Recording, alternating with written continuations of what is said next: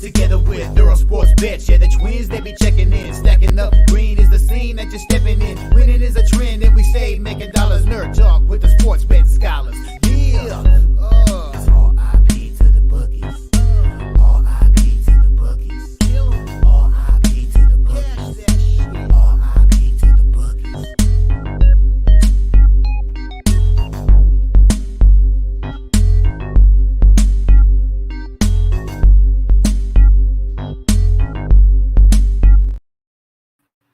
We are live. Welcome back to another edition of the Earle Sports Bet Show. My name is Nicholas Earle. I'm joined here as always by my brother Tim. And today we get 9 games in the NBA. We get 5 games in the NHL. And we get getaway day for some MLB action.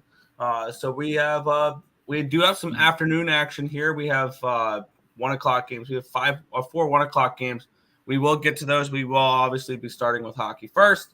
But before we get into today's games, before we get into today's slate, we'll take a look back at what happened yesterday. One went right, one went wrong in the world of sports betting. Wow, yikes. Yesterday was not fun there. I was just looking over my results. It didn't start off very well. Over 8.5 in the Brewers, and the Twins finishes 3-2 Brewers, so not fun there. Over 8.5 for Angels. Marlins finishes 3-1. So the first Marlins game that went under the total yesterday. We did profit on that game, though, a little bit. Angels money line. What a shame. The Marlins are 0-6 for their first time in franchise history. Wow, so sad. Tampa Bay -1 was a winner. They win 5-2 over Texas. Washington and Buffalo over 5.5. Buffalo does all we need to do for that total. They get the over 5.5 by themselves. Although no Skinner goal. Yeah. Everybody else, Paterka, Thompson, everybody wanted in besides Skinner. Skinner didn't even get a point. Yeah. Mets Tigers was voided due to rain. Yay! That was probably the best result the Mets have had since opening day when it was delayed by rain and postponed by rain. Do the Mets lead the MLB now in postponements? I feel like they do with 2. I don't think any other team has had more than 1. I pushed with the White Sox first 5, and of course, you know what inning they score first in, the 6th. So nice. that was super fun. I think I have a live betting strategy, Tim. When I bet a first 5 and it either loses or pushes, I'm gonna bet the team to score in the 6th inning. It's always the 6th inning that they like to tie up, because that happened 2 days ago with the Reds and the Angels, where they lost the first 5, tied it up in the 6th, and then won on to win the game outright. So my over triple up did not work on that Minnesota game. First period over, loser, full game over, loser, team total over, loser. That was really what hurt my day yesterday, as that game finished 3-2 Minnesota. And then we had the Blue Jays first 5 was a loser, but the full game was a winner. They win 2-1. Wanted to back them after getting no hit. That's probably the only time I'm backing them all year. Yeah. Yankees even money was a loser. Eventually this Yankees run was going to come to an end. I've been backing them the last few games, though. So it is what it is. Cleveland, Seattle over 7 was a push, 5-2. And then the Giants come up short, losing 5-4 last night, down 4.14 units. So wow, not a great day yesterday for me. Profitable on the site. Wow, of course. I swear, when I have bad days, it's always profitable on the site for somehow. And I do apologize to the member onlys, because I forgot about the NIT games and I put those up late yesterday. But Baltimore run line was a loser. Cincinnati money line was a loser. Angels money line was a winner. The 2 NIT games, I had Indiana State winner by 10, and I had Seton Hall winner by 17. Both of them covered the spread, so that was nice. You had the over in the Minnesota game, no good. Toronto winner, and Dallas gets their 9-game winning streak snapped last night against Golden State. So that one ended up being loser. It was a slightly up day, 0.38 units. It is what, hey, I'll take a day in the green no matter what. So We'll take it. We'll move on. Profitable day in the MLB, which I'm happy about. I want to keep building up the MLB more. And probably the most profitable thing that we've done in the MLB, as you mentioned earlier, Nick, is fading the Marlins. We're so far 6-0 in those games, and I think we're almost up 7 units. So love to see it. And I believe, if I'm not mistaken, Marlins have been a favorite in every game. That is correct. They're a pick 'em today. Which is the most mind-boggling thing of all of it, is that this team is so overrated because of sneaking into the playoffs last year that we've been able to fade them as a dog every single game. That is correct. It's a beautiful thing.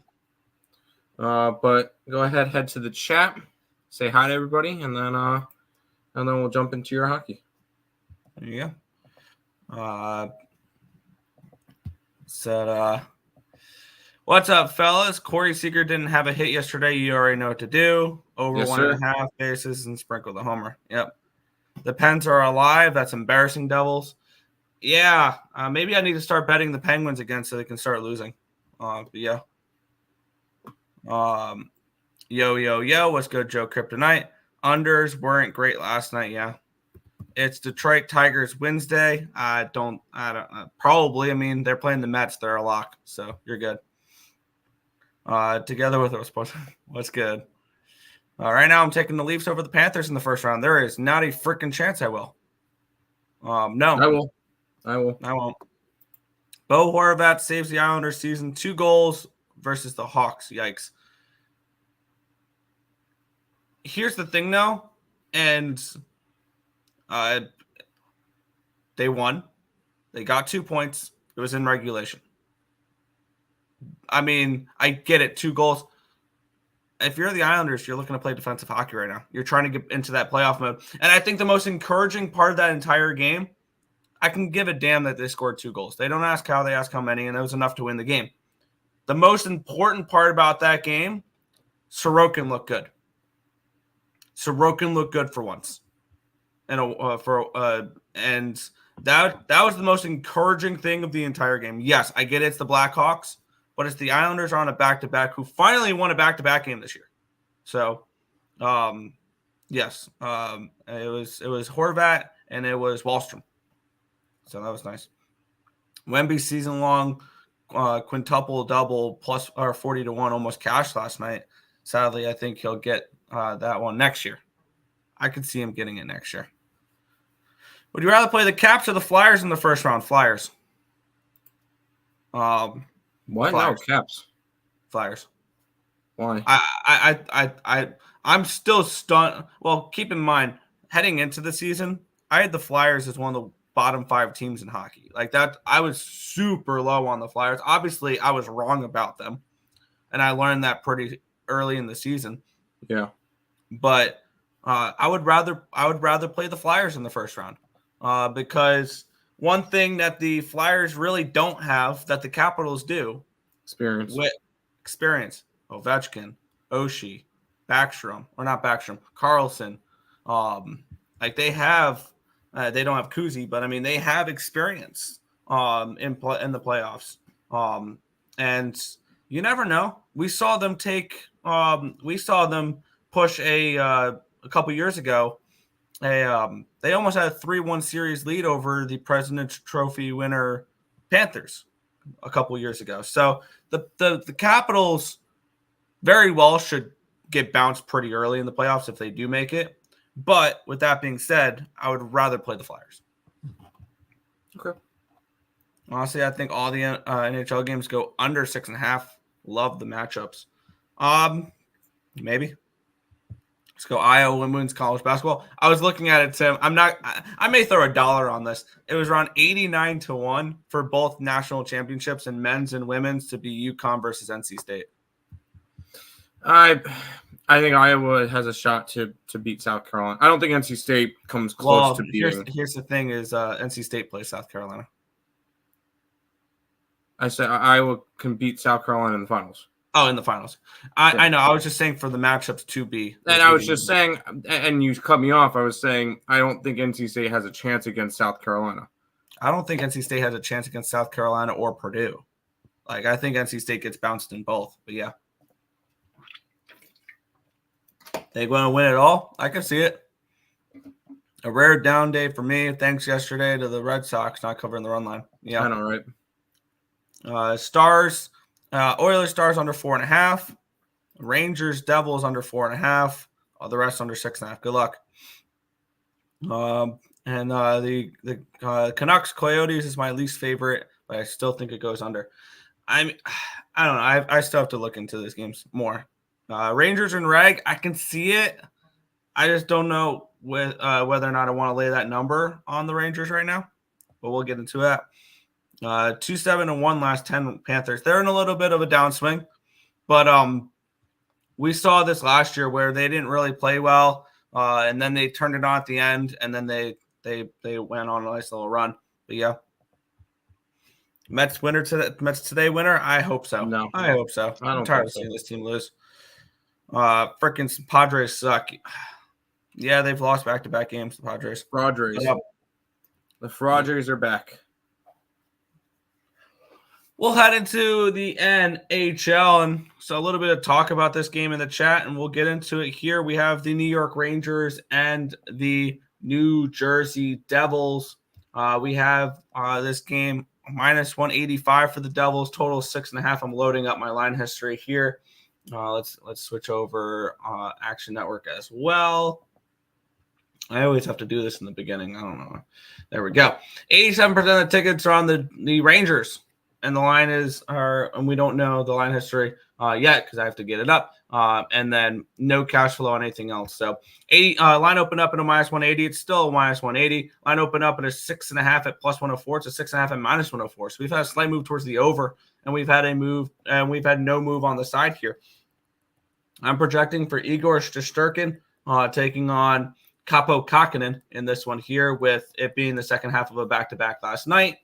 And I believe, let me confirm to make sure it was Jake Allen last night. So it would be Kähkönen today, because I'm almost certain it was.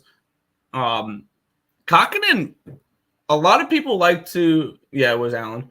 A lot of people like to talk down about Kähkönen here, but you got to keep in mind his numbers were not great because he was on the Sharks. And when you look at his goals saved above average, he's an average goaltender. This Rangers team is coming in after getting their 5-game winning streak snapped. They lost 5-2 against Pittsburgh. On the flip side, the Devils are coming in on back-to-back losses where they've given up 6 and 5 goals. We thought the Devils defensively were getting a little bit better with Allen and net, and then we see the true Jake Allen with those last 2 games. Maybe Kähkönen will be a good change of pace for them. I kind of lean under the total in this game with an under 6.5, which is really risky with a Devils game. I'm not going to play it, but I would only look under in this game. And at the number it is, I think there's a slight bit of value on the Devils, but this is not a team I'm wanting to back, especially on a back-to-back. But I don't think Kähkönen is as bad as people think he is. So I think this is a spot here where I would lean Devils and under, but I'm not going to bet it. Well, this one's kind of tricky. Do the Devils show heart? You look at Money Puck. According to that, they have a 1.9% chance at making the playoffs. Do they show any heart today? Disappointing team in hockey this year than the New Jersey Devils, considering they had cup aspirations. Yeah. I don't know if there is a more disappointing team. Maybe Seattle. I know Seattle had high hopes this year. They didn't even come close. Other than that, I don't think there's been a more disappointing team in hockey. Maybe the Sabres that thought they were going to finally make the playoffs for the first time. But no, this is a team that had thought that they had a chance to win the cup, and all of a sudden they're not even going to make the playoffs. I'm not going to bet this one. I feel like if anything, it's a lean towards the Devils for me. But I'm not gonna. I don't think I'm gonna be betting hockey until the playoffs. And I feel like it's kind of gonna be similar to NBA, where I'm only gonna be betting 1 to 2 plays a day until the playoffs, just because of because at the end of the day, these are still human beings. It's not like we're betting on robots and stuff. How much do they care about each game? Like the Devils, how much do they care right now? Let's be honest. How much do they care? I don't know if they do. So that's why I'm going to end up staying off this one.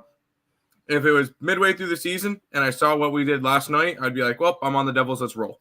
I don't see the point to do that today. So pass. So the crazy part about this game is probably this game means more to the Rangers than it does to the Devils. And the only reason why is with a win today, their money puck odds to win the division's at 88.8%. If they lose in regulation, it's 72.1%. Really, all they need is a point, and they'll be around 80% to win the division. It's just still a fairly important game for the Rangers, trying to hold off the Hurricanes for the division. Yeah, definitely a big game still. Yeah.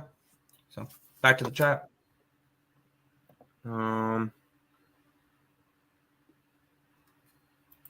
Leave the Mets. I'm not touching the Mets until they win a game. Over. Kapokakinen's in net. Detroit Tigers lose day. You think the Mets win today? That's a bold take. It's a very bold take. Rangers team total over. I like this play. This is the first year I'm betting MLB way more than any other sport. It's raining in New York. I'll suppose the rain all day. Oh, maybe we might not have to lose again today. All right. I like that idea. Panarin, 2 points. Trocheck, an assist. I'm waiting for the playoffs in NHL and NBA. I kind of am too. I've kind of slowed down on those two sports until playoffs because it's very tricky to know what each team's going through right now.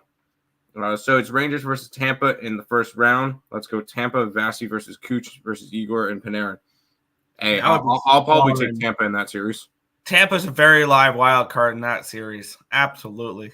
Especially with the way that they've been playing as of late. Rangers puck line. No. Rangers puck line. I would have to lean the opposite way. No, they do not win today. The Rangers, I don't know. You just said that they were going to win. Let's go to this game, Nick, and this is always a very heated rivalry.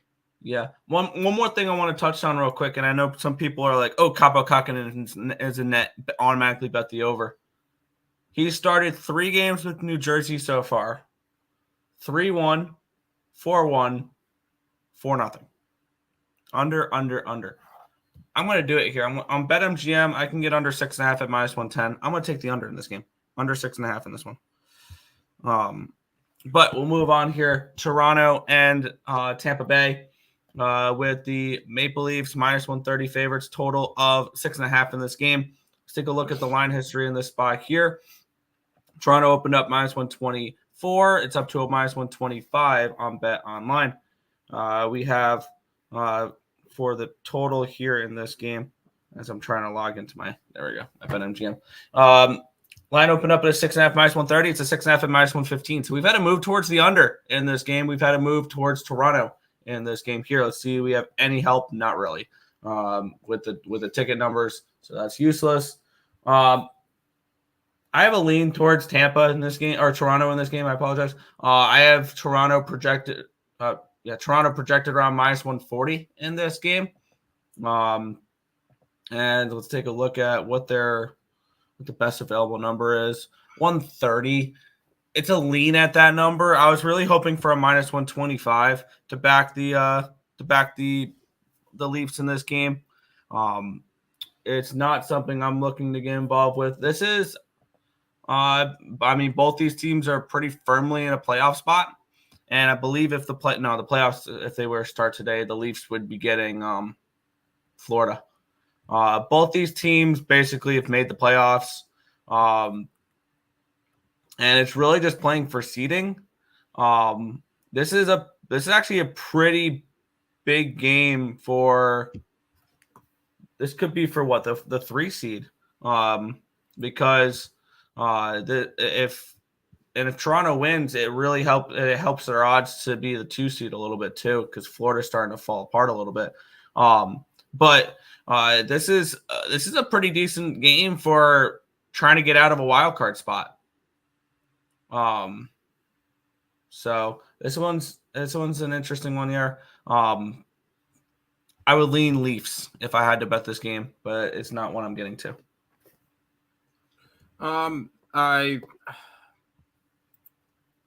This is a big game. You look towards it. Toronto. They're only 4 points behind Florida. There you go. Tampa Bay is pretty much locked. Both of them are pretty much locked in the playoff spots. Let's be honest. None of them are officially clinched yet, but they're pretty much all in playoff spots. It would take an absolute collapse for one of them to miss. On the flip side, they kind of are battling for that, because a Tampa win in regulation would put them 4 points behind for that 3 spot. I don't think they're going to get to it. And honestly, I wouldn't mind. Tampa wouldn't mind probably playing on a wild card spot. But it is what it is. I'm not going to be betting hockey until playoffs probably, unless I really, really like a spot.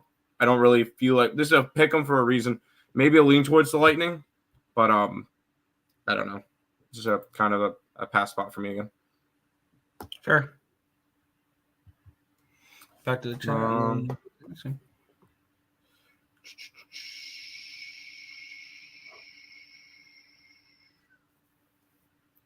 Over 6.5. I can see it. Bet online is -125. Yeah, I don't use Bet Online anymore. The Bucks let me down last night by losing to the sorry Whiz Kids. LA got a haircut in Sacramento and beat down. Ha. Go Sacramento. I'm talking about the Mets. Yeah, I know the Mets suck. What's your point? You could talk about other teams besides the Mets. Road Warriors take out the Mavs. Yeah, I know the Mavs were my only play last night. I was stupid. What's up, my guys? Let's get it. Let's cash today. Hit the like button, people. Such some appreciation. Subscribe and share. Teme, you know the rest of the same, my dog. Yeah, I'm going light on the NBA. I got one play today. Yeah, that Buffalo win last night was huge for teams. Yeah, that was huge for the wild card race. You're welcome. Thank you, Buffalo. Kucherov, anytime goal. Yeah, I could see it. Looking at the under here. Could be an under. Last 5 meetings, the Leafs have owned the Lightning. 4 wins for the Leafs, 1 for the Lightning. Does that include playoffs? I was under. Should be a bounce back spot for the Lightning. Could be. I'm not necessarily sold on a bounce back spot for the Lightning. Road Warriors 3 games up on Houston with 7ish to go. They don't have. Yeah, no. That race is done now. Golden State's got their spot in the play-ins, just so they can lose to the Lakers. Kucherov 2 points. Matthews 2 points plus 400. Pass Lightning losing to the Dead Wings is ugly. Yeah. Embiid is back. Sparks his team to take down a red-hot OKC team. Yeah, I saw that. I'm not really worried about it. Are the Sixers back, Tim? No. I do hate OKC lost last night because Denver was in 3rd and OKC was in 1st. Now it's flipped. Nice. Phoenix all the way down to 8th. They slipped big time in the standings. Man, it's like somebody said in the beginning of the year, take the Suns win total under. The Leafs are for real this year. They have a good stud forwards and average goaltending, average defenseman. And Marcos is rooting for the Tigers. I don't blame him. Let's keep on rolling, Nick. Yeah, I think this will be the first side I get involved with here. We have the Dallas Stars and the Edmonton Oilers -120 for the Stars with a total of 6.5 in this game. We had this line open up at a -121 on Bet Online. It's down to a 115, so we've had a move towards the Oilers in this game. Line opened up at a 6.5 at even money. It's a 6.5 at -106 now. I mean, I agree with the I agree with the 6.5. I had this game projected for 6.58 goals. 71% of the tickets are on the Oilers, which explains the line move towards the Oilers, but that's the only thing we have in this game is just ticket numbers for the money line. So I'm going to stop referring to to the cash flow because we literally have none. And instead, I'll look at my projections in this game, which have the Dallas Stars as much bigger favorites. I have them around minus 145 favorites in this game, minus 150.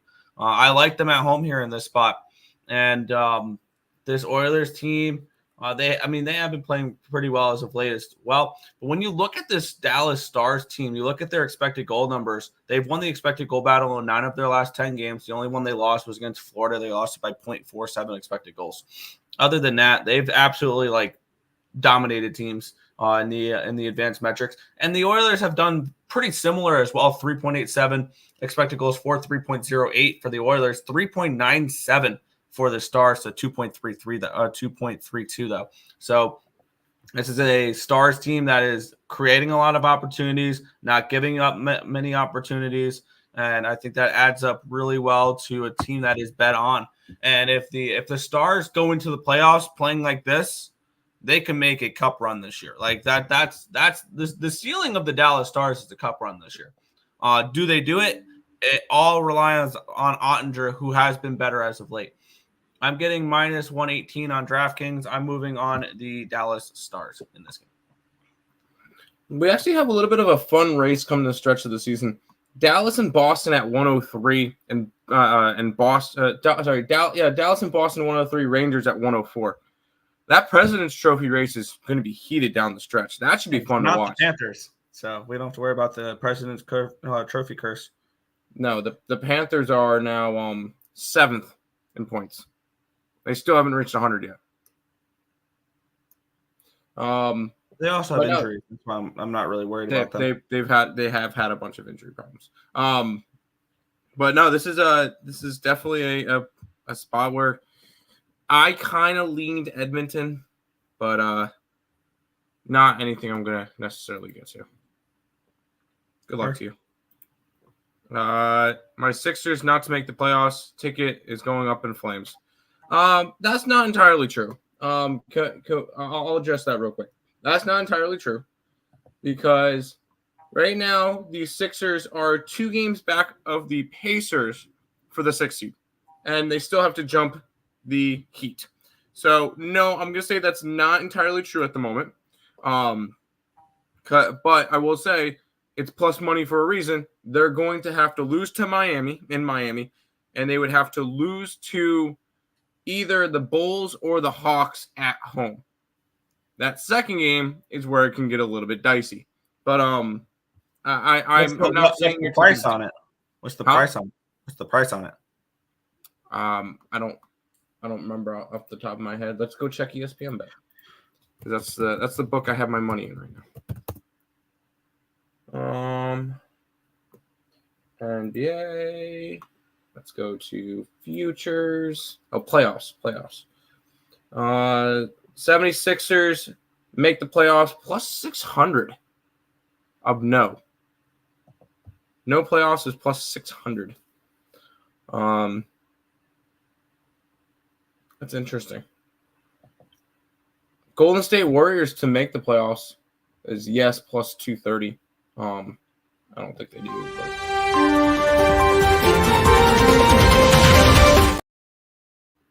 What? We have actually a trade in the NFL. Stephon Diggs is going to the Houston Texans. Huh?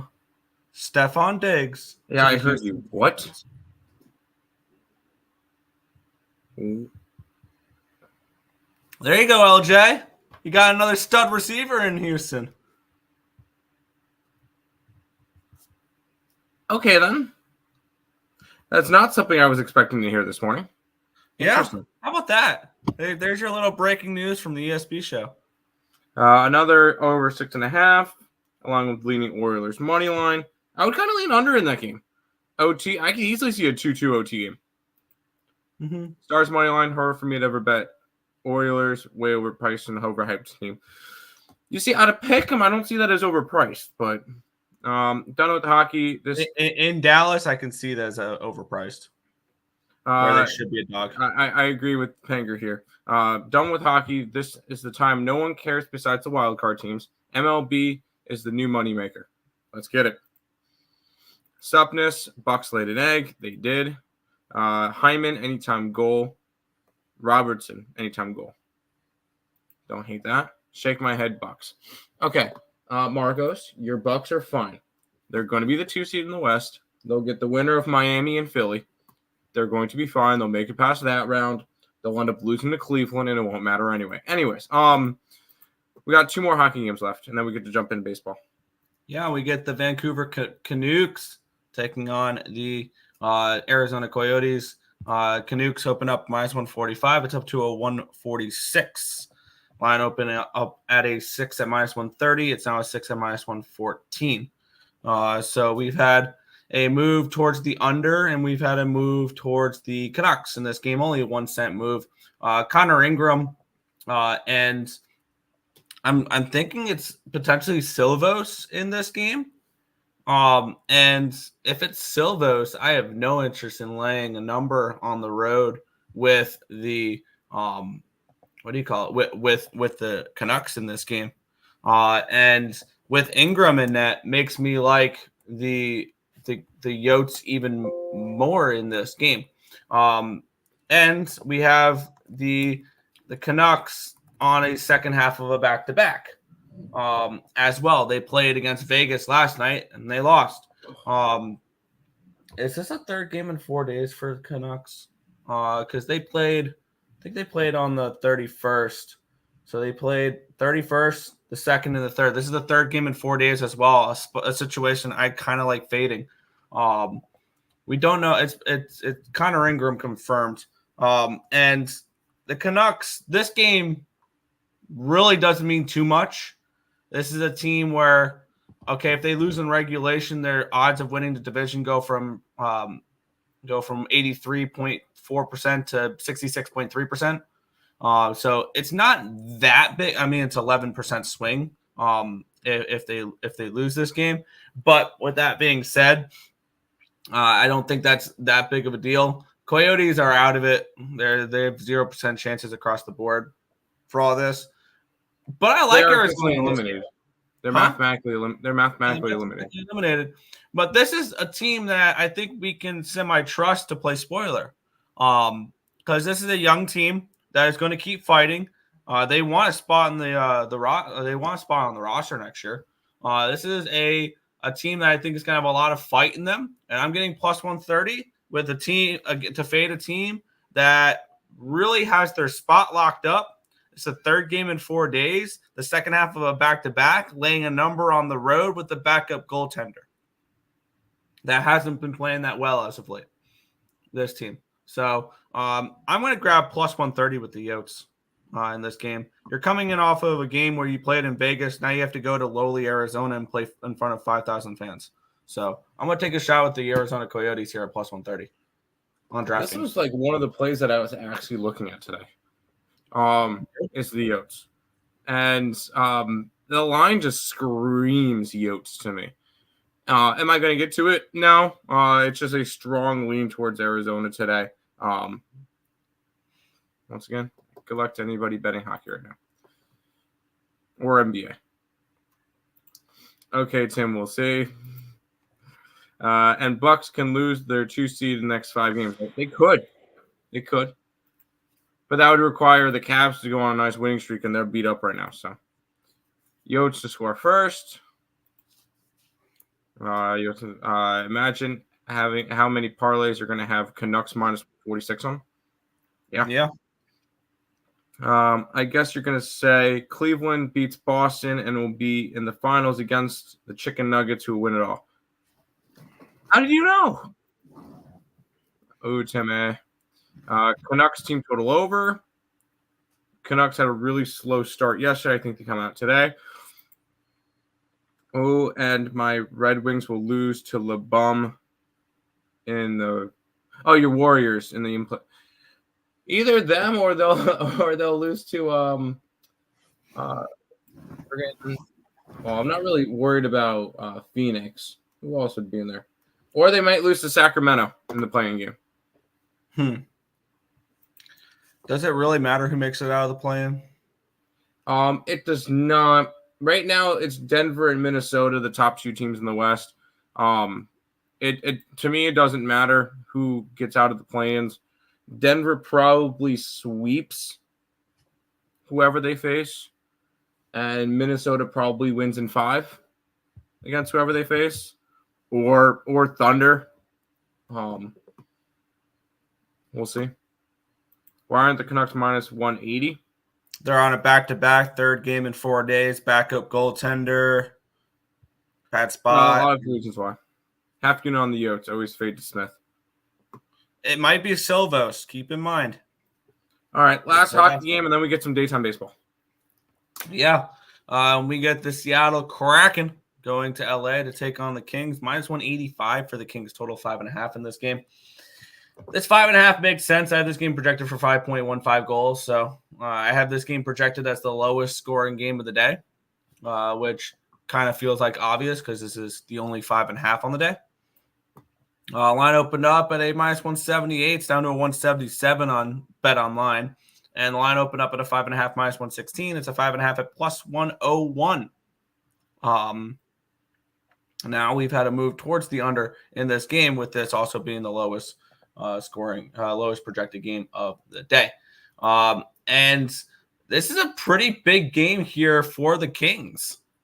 This is a must-win game for the Kings because, if you look in your side mirrors that say objects may seem closer than they are, that's the St. Louis Blues right now for these LA Kings.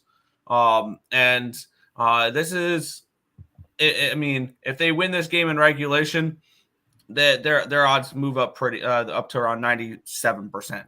If they lose this game in reg, it's down to an 89%. Now the Blues, I don't think the Blues playoff odds are the greatest. No, they're on 3%, which they're kind of down 3 points to the Kings with a game in hand, with the Kings having a game in hand. Yeah, they're only 3 points out, but yeah, you can't tell me that the Blues with their schedule in front of them. Granted, the Kings have pretty much a cakewalk too, but if the Kings lose tonight, you're saying about a 90% chance the Kings still make the playoffs? I want to take a shot with the Kraken in this game. I think the Kings are a little overvalued here at home. And just because it's must win does not mean we'll win for the Kings here. The Kings have kind of struggled this season. They've lost 3 in a row. This is why the Blues seem closer than they are. It's because the Kings are not winning hockey games right now. They lose 4-3 to Winnipeg, 4-2 against Calgary, 4-1 against Edmonton. Granted, when you look at the schedule ahead for the Kings, they have the schedule to walk into the playoffs. Seattle, San Jose, Vancouver. There's your one tough game. Anaheim, Calgary, Anaheim, Minnesota, Chicago. Yeah. They have a cakewalk. I understand why their odds are so high, but I don't think they still have to win. They still have to win those games. And we saw last year, Chicago can play spoiler. Anaheim can play spoiler. Calgary can play spoiler. Sharks can play spoiler. And, 2 of those games against those crap teams, they have to go to Anaheim. They have to go to San Jose. Sometimes those are a little bit of trap spots there.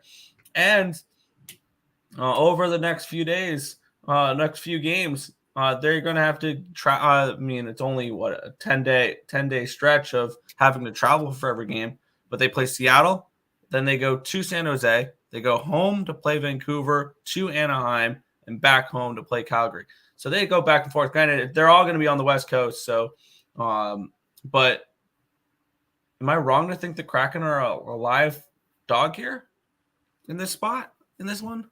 I can only look Kraken in this game. Good luck. I'm not touching this one. It's Kraken or nothing. Kings race to 2. I guess that's an okay approach to take to this one. Philip Deneau doesn't play. The Kings are an over team all of a sudden. Pass, rooting for Kraken. You're right. I lost track of my days. Thought Canucks played 2 days ago. Kings 60 minutes. Good luck. Yeah. Under 5.5. Maybe. Yeah. Braves and Orioles parlay. Yes. I like Joey DeCord though. I don't like Joey DeCord though. All right, Nick. Let's head to this one. Did I update my thing from yesterday? Yeah, we have some daytime baseball. Oh, I need to update my experiment, which I think started like 2-5, 2-6, something like that. But we'll get into some daytime baseball. The Baltimore Orioles and the Kansas City Royals. Minus 180 for the Orioles. Total is 7 in this game, Tim. Great pitching matchup, Tim. We got our boy pitching today, Cole Reagans.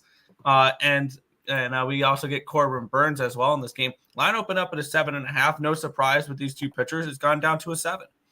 And then this line opened up at a 175. It's down to a 173. So we've had a 2-cent line movement towards the Royals. We have a half-run line movement down towards the under. Let's get the cash flow up in this game, where we have 73% of the tickets, 97% of the cash is on the Orioles, with the line move slightly towards the Royals in this game.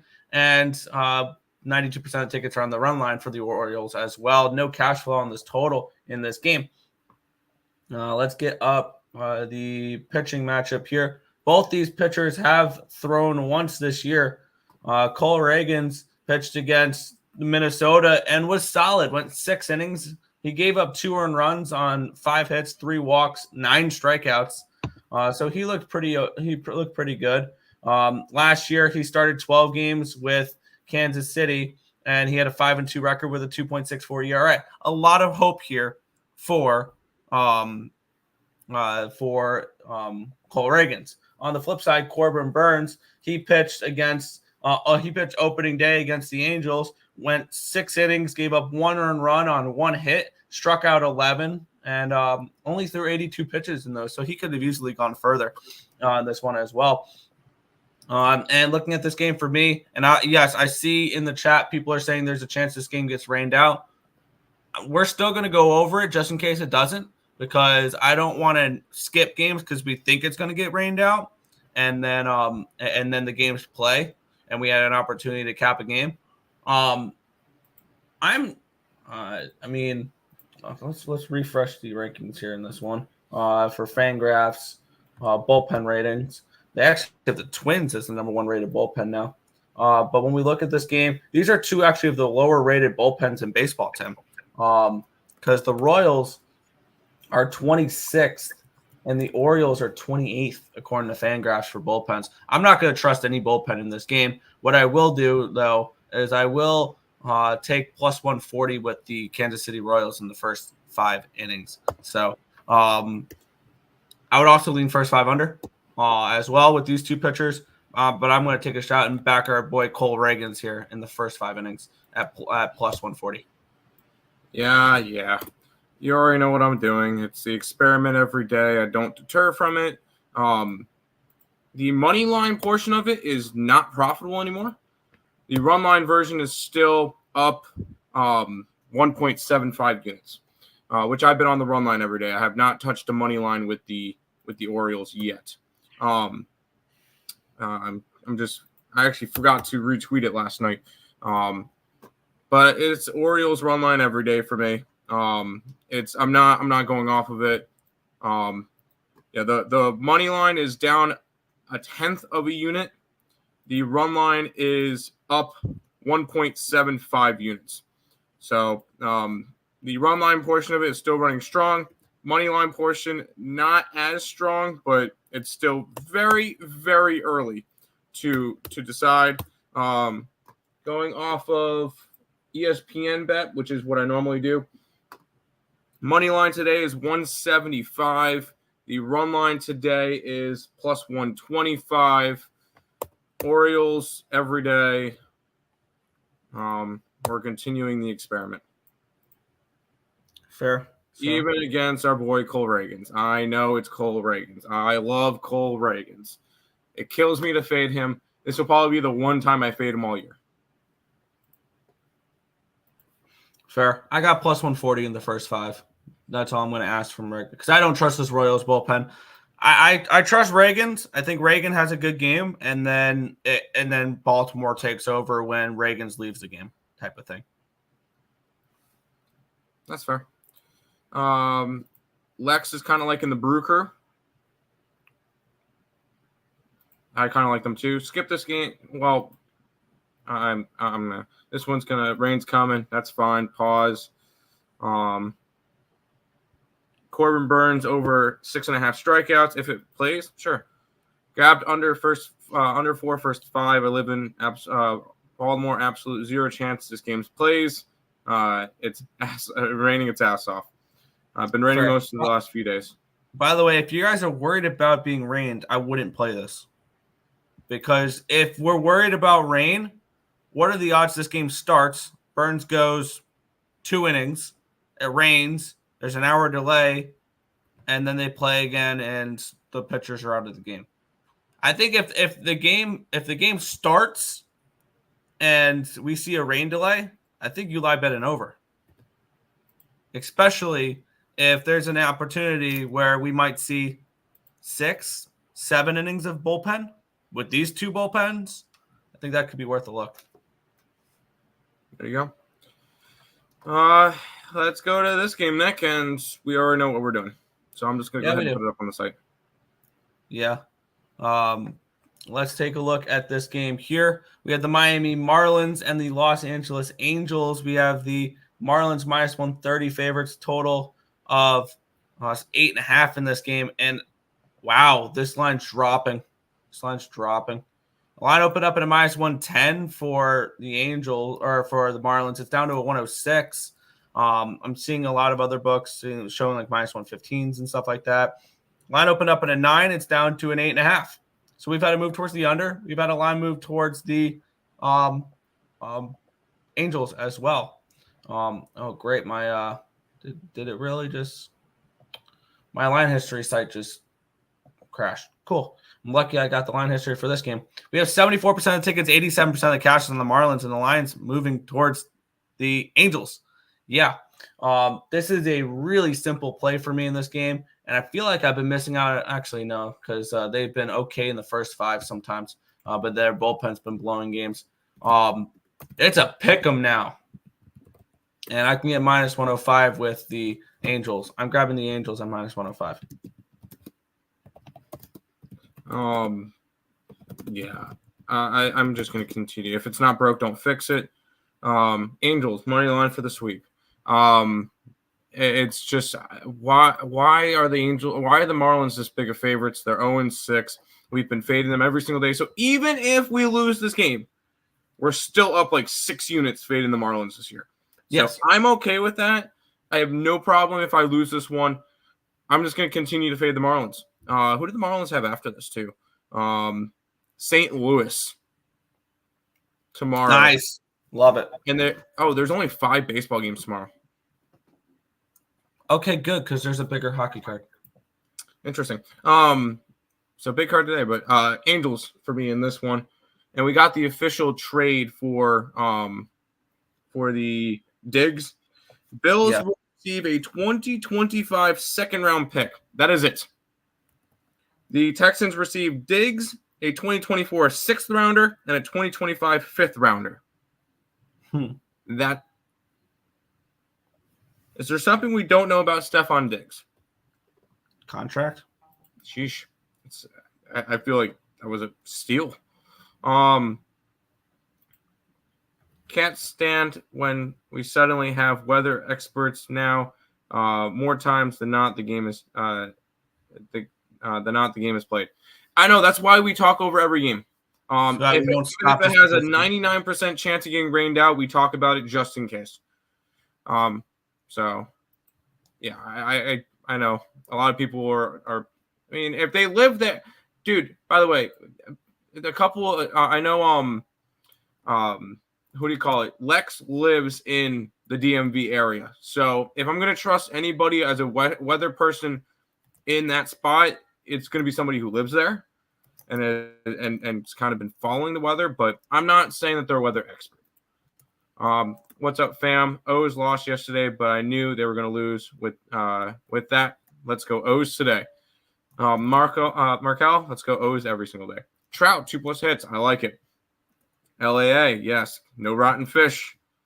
Can only lean Mariners, but I'll pass. You mean Marlins. Yeah, I see you mean Marlins. Luis Arise, 2 hits. Don't hit it. Angels in the over. I could see it. There is also a Siberian breeze coming from the north that is going to produce a El Nino type wind gust through the greater Maryland atmosphere. Perky, you're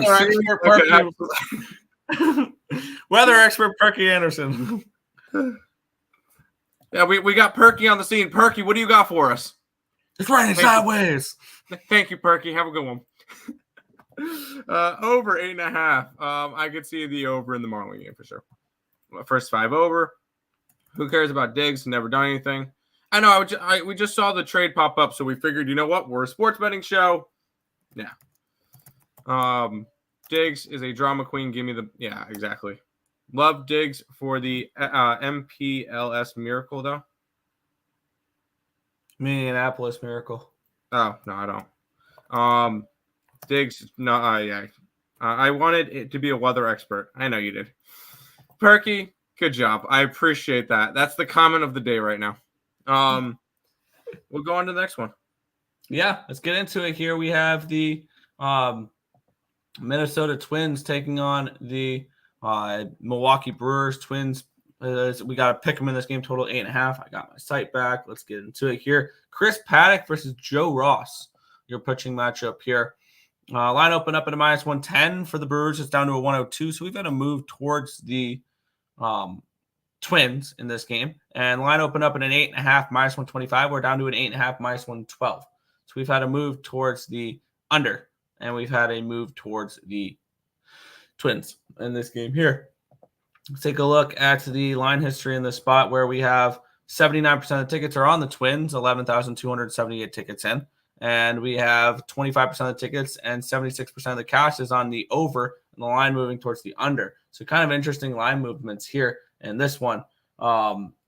Let's take a look here. Chris Paddock making his season debut. He pitched in a whopping 3 games for the Twins last year. He's pitched in 8 games in the last 2 seasons.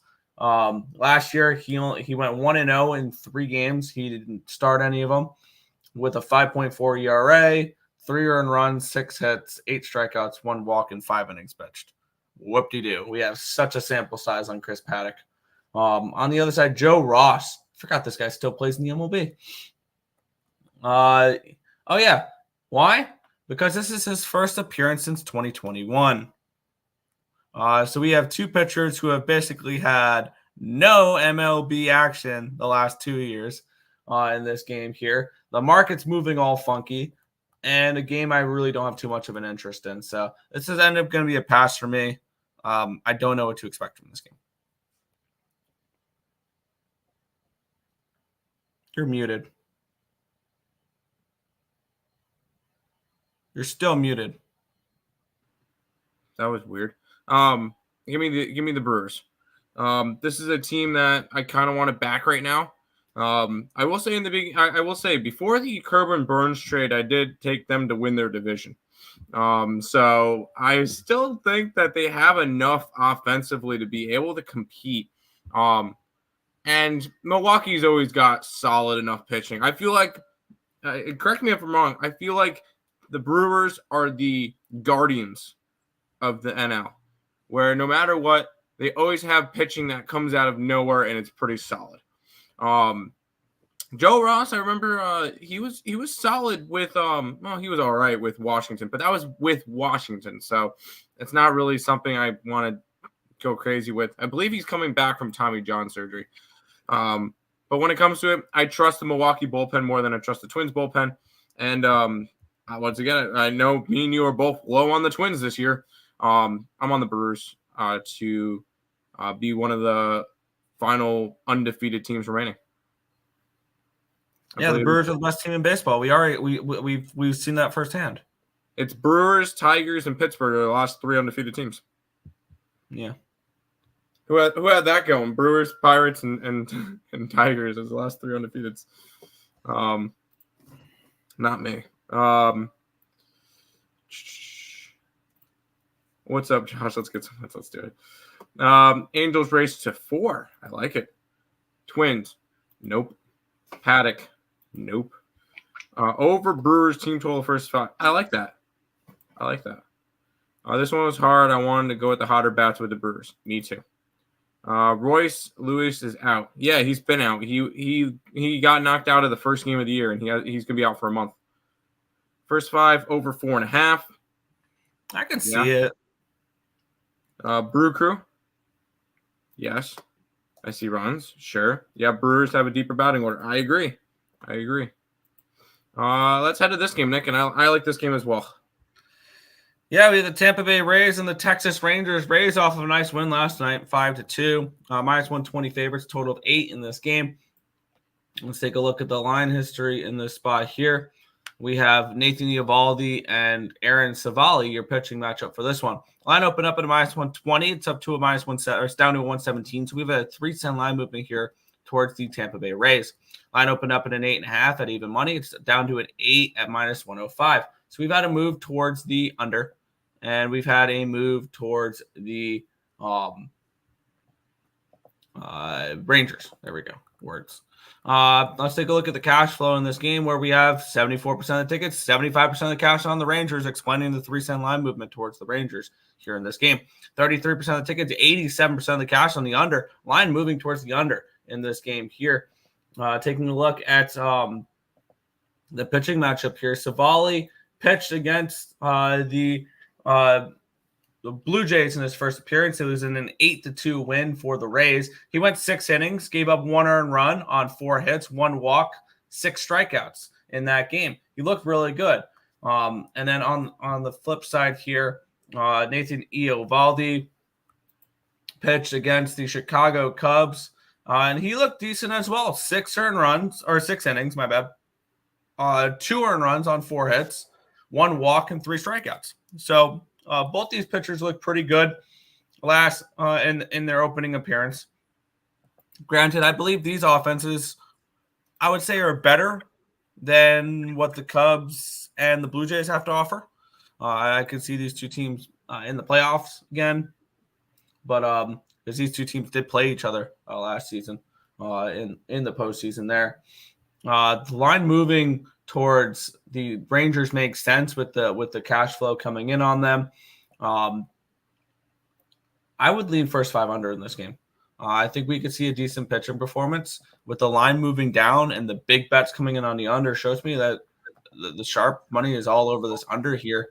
And I can get that's minus 130, but I can get a first 5 under 4.5 in this game. I'm going to take that. I'm going to take a shot here at the first 5 under in this game. Minus 130 over on Bet MGM, first 5 under 4.5. I see a good pitcher's duel here with Eovaldi and Savali in this game. I'm on the opposite side. I like Nathan Eovaldi and the Texas Rangers. I'm also not high on Tampa like you are. We've seen so far this year for these two guys, Nathan Eovaldi, 2 runs, 1 walk, 4 hits, 3 strikeouts, 6 innings, and a 4-3 win versus the Chicago Cubs. Aaron Savali was part of the Toronto Blue Jay game where the Rays won 8-2, 1 earned run, 1 walk, 4 hits, 6 strikeouts, 6 innings pitched. But I look at it, I feel like Nathan Eovaldi, even though he let up a little bit more, had the better game. And there's also with the strength of schedule with those two. Well, obviously it's only 1 game, but Nathan Eovaldi had the better game because he played the better team. And they got the win. Both teams got the win, but I like the Texas Rangers in this one, especially after the ugly game yesterday. A 5-2 loss for them. I think it's a bounce back spot for the defending champs. I got the Texas Rangers today. I believe I got them at plus 105. I believe I got them at plus 105. This is a Texas Rangers team that's going to be solid on the road this year. And you're going to get some value betting them on the road. So I will be on the Rangers in this one, Nick. Am I one of the only people who are not high on this Rangers team this year? I'm not high on the Rangers team. I'm just even lower on the Rays. So We'll go with that.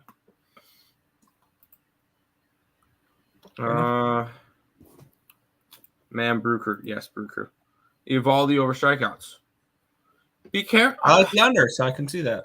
Be careful with strikeout props early in the year because pitchers are not going to go as deep. That's my only worry. Rangers, yes. Seager, home run, sure. If they keep giving me plus money on the Rangers, I'll keep taking it. Simeon, 2 hits. He's 4 for 8 against this pitcher. And the Rays nerfy. Here's what I'm actually going to do. I'm going to. So I did bet the. I did bet the Rangers. I'm going to cash out of it, and I'm going to instead go Rangers with Seager to get a hit and get a little bit more plus money on it. Just because LJ mentioned the Seager prop. I'm going to take that's a home run. I'm not taking this home run with it. I just want Seager total hits. Oh, it's minus 330 to add on to it, which ends up making it a plus 143. I'll take that. Rangers and Seager to get a hit. Let's ride with that. Fair. Nerfy. Let's see Nerfy. All right, Nick. I'm going to continue to back one team here. Yeah, we have the Boston Red Sox and the Oakland Athletics here in this game. Minus 160 for the Sox, total 8 in this game. Let's take a look at the line history in this spot here, where we have the Boston Red Sox. They opened up at a minus 160. It's down to a 159. So we've had a 1 cent line movement here towards the Red Sox. This line opened up in an 8.5 at minus 115. It's down to an 8, minus 110. So we've had a move towards the under, and we've had a move towards the Athletics in this game. Only a cent move towards the Athletics, but nevertheless. And we have 97% of the tickets, 98% of the cash on the Red Sox, 16,039 tickets in. And that's all we've got for ticket information. Nothing on the total, nothing on the run lines, just that basically every single ticket and every single dollar coming in on the Red Sox and the line moving a penny towards the Athletics. Now, does that mean I want to bet the Athletics? Not particularly. It's Nick Pivetta versus Ross Stripling. Nick Pivetta, this is his second appearance of the season. He pitched in that 1-0 loss against the Seattle Mariners. Looked pretty good. Went 6 innings, only gave up 1 earned run on 3 hits, no walks, and 10 strikeouts. He looked really good. On the flip side, Ross Stripling, this is his second. This will be his second appearance of the year. He pitched part of that 6-4 loss against the Cleveland Guardians. He gave up 4 earned runs on 7 hits, walked 2 batters, struck out 6 in 5 innings pitched. So this could be a decent pitching matchup, and the line moving down is kind of telling me that we could see a little bit of a lower scoring game in this one. Nick Pivetta looked great, and this Oakland offense is nothing to write home about. They've been shut out twice already this year. The most they've scored in a game is 4. They've scored 4-0, 4-3, 4-0. So this is a Oakland team that is going to struggle to score runs.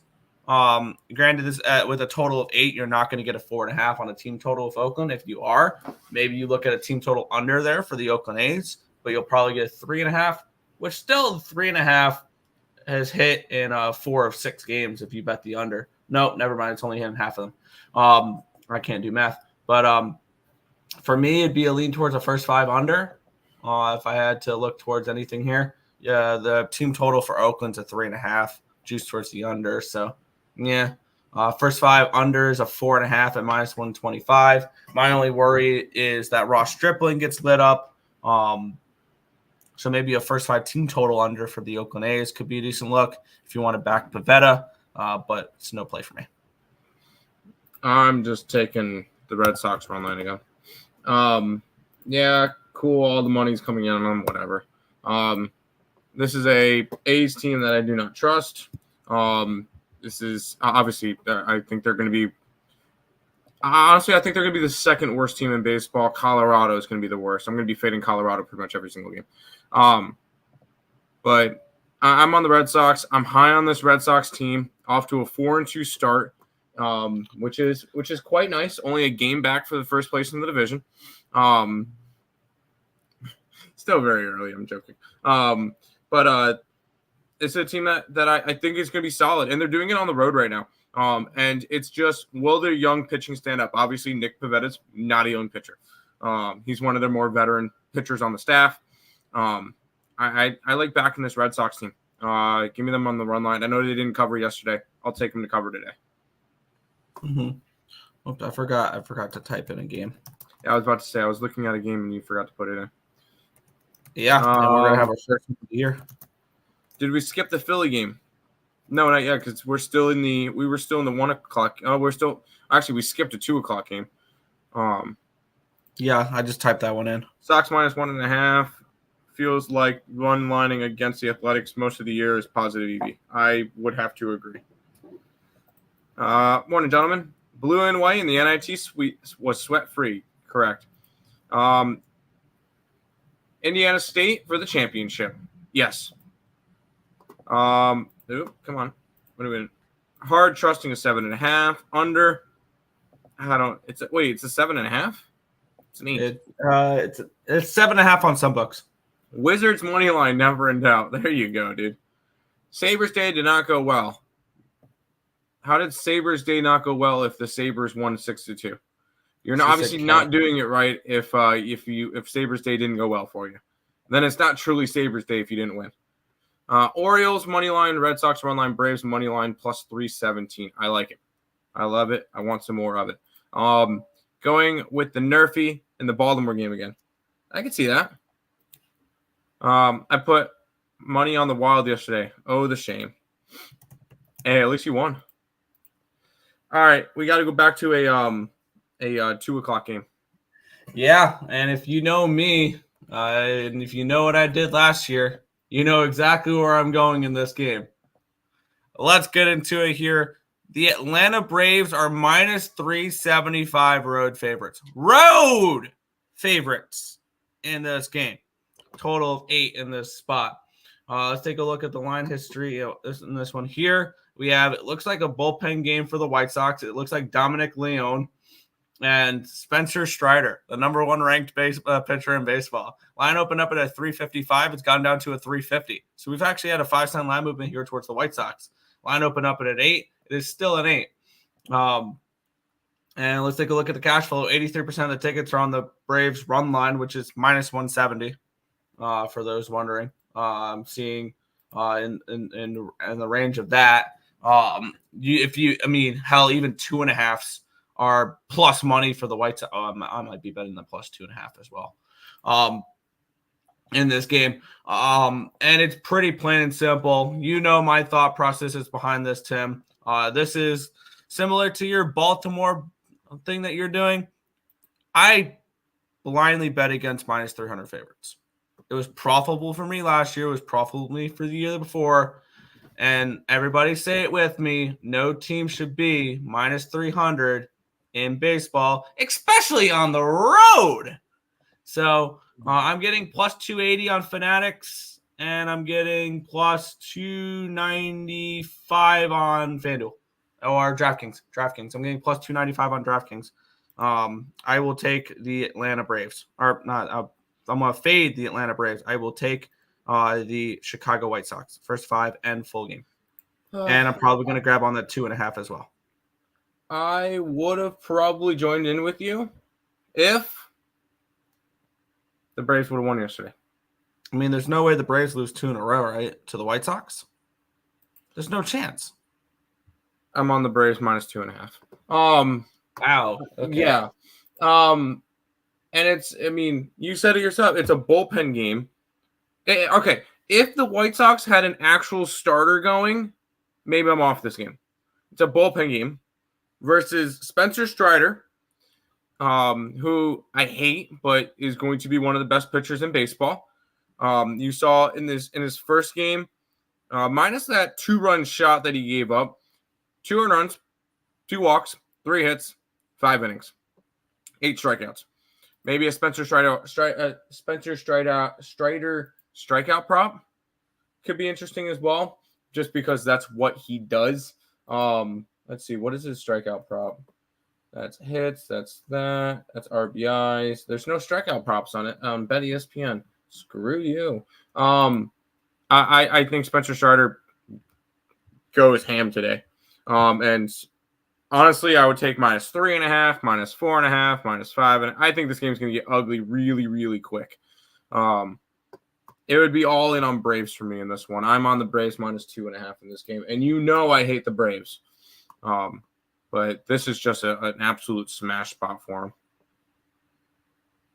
But I respect your -300 fade, and I would have been on it with you if they didn't. If the White Sox didn't win last night. Mm-hmm. Braves team total over leaning to 2.5. Yes. Coyotes money line again. Yes. Braves by at least 5. Yes. Sox didn't just beat the Braves yesterday. Yeah, they did. They won 3-2 in that game yesterday. If they didn't, then I would have been off the game. Odds makers acting like the Braves didn't just get beat yesterday. They did. I heard the White Sox get like 300 fans. No, the White Sox do. Oh, wait. All right. It's Oakland that doesn't get fans. Atlanta -375 versus your local high school team. What he means is that no MLB team should be favored by more than -300 against another MLB team. Spencer Strider. Yeah, it's I don't like that the Orioles aren't being undervalued this year on the money line. Have to same game parlay stuff or run line for plus money. I think the market's caught up to Baltimore. I think they'll not be a profitable team at the end of the year. Well, I'm testing it out this year. Let's do it. Parlay +193. Pirates money line, Jays and Stros over. I don't hate the Pirates today, but I'm going to take a different play in that game. Let's go to this one, Nick. Yeah, we have the New York Yankees and the Arizona Diamondbacks. The Diamondbacks coming in off of a win last night. The Yankees getting their first loss of the season there. Let's take a look here. We have Carlos Rodon and Merrill Kelly, your pitching matchup in this one here. Line opened up at a -110 for the Diamondbacks. It's now even money for the Diamondbacks. We've moved towards the Yankees in this game. Line opened up at a 9 at plus money. It's down to an 8.5. So we've moved towards the under. We've moved towards the Yankees in this spot here. We have 60% of the tickets and 76% of the cash is on the New York Yankees in this spot. 67% of the tickets and 60% of the cash on the over in this one as well. And the line moving towards the under in this game.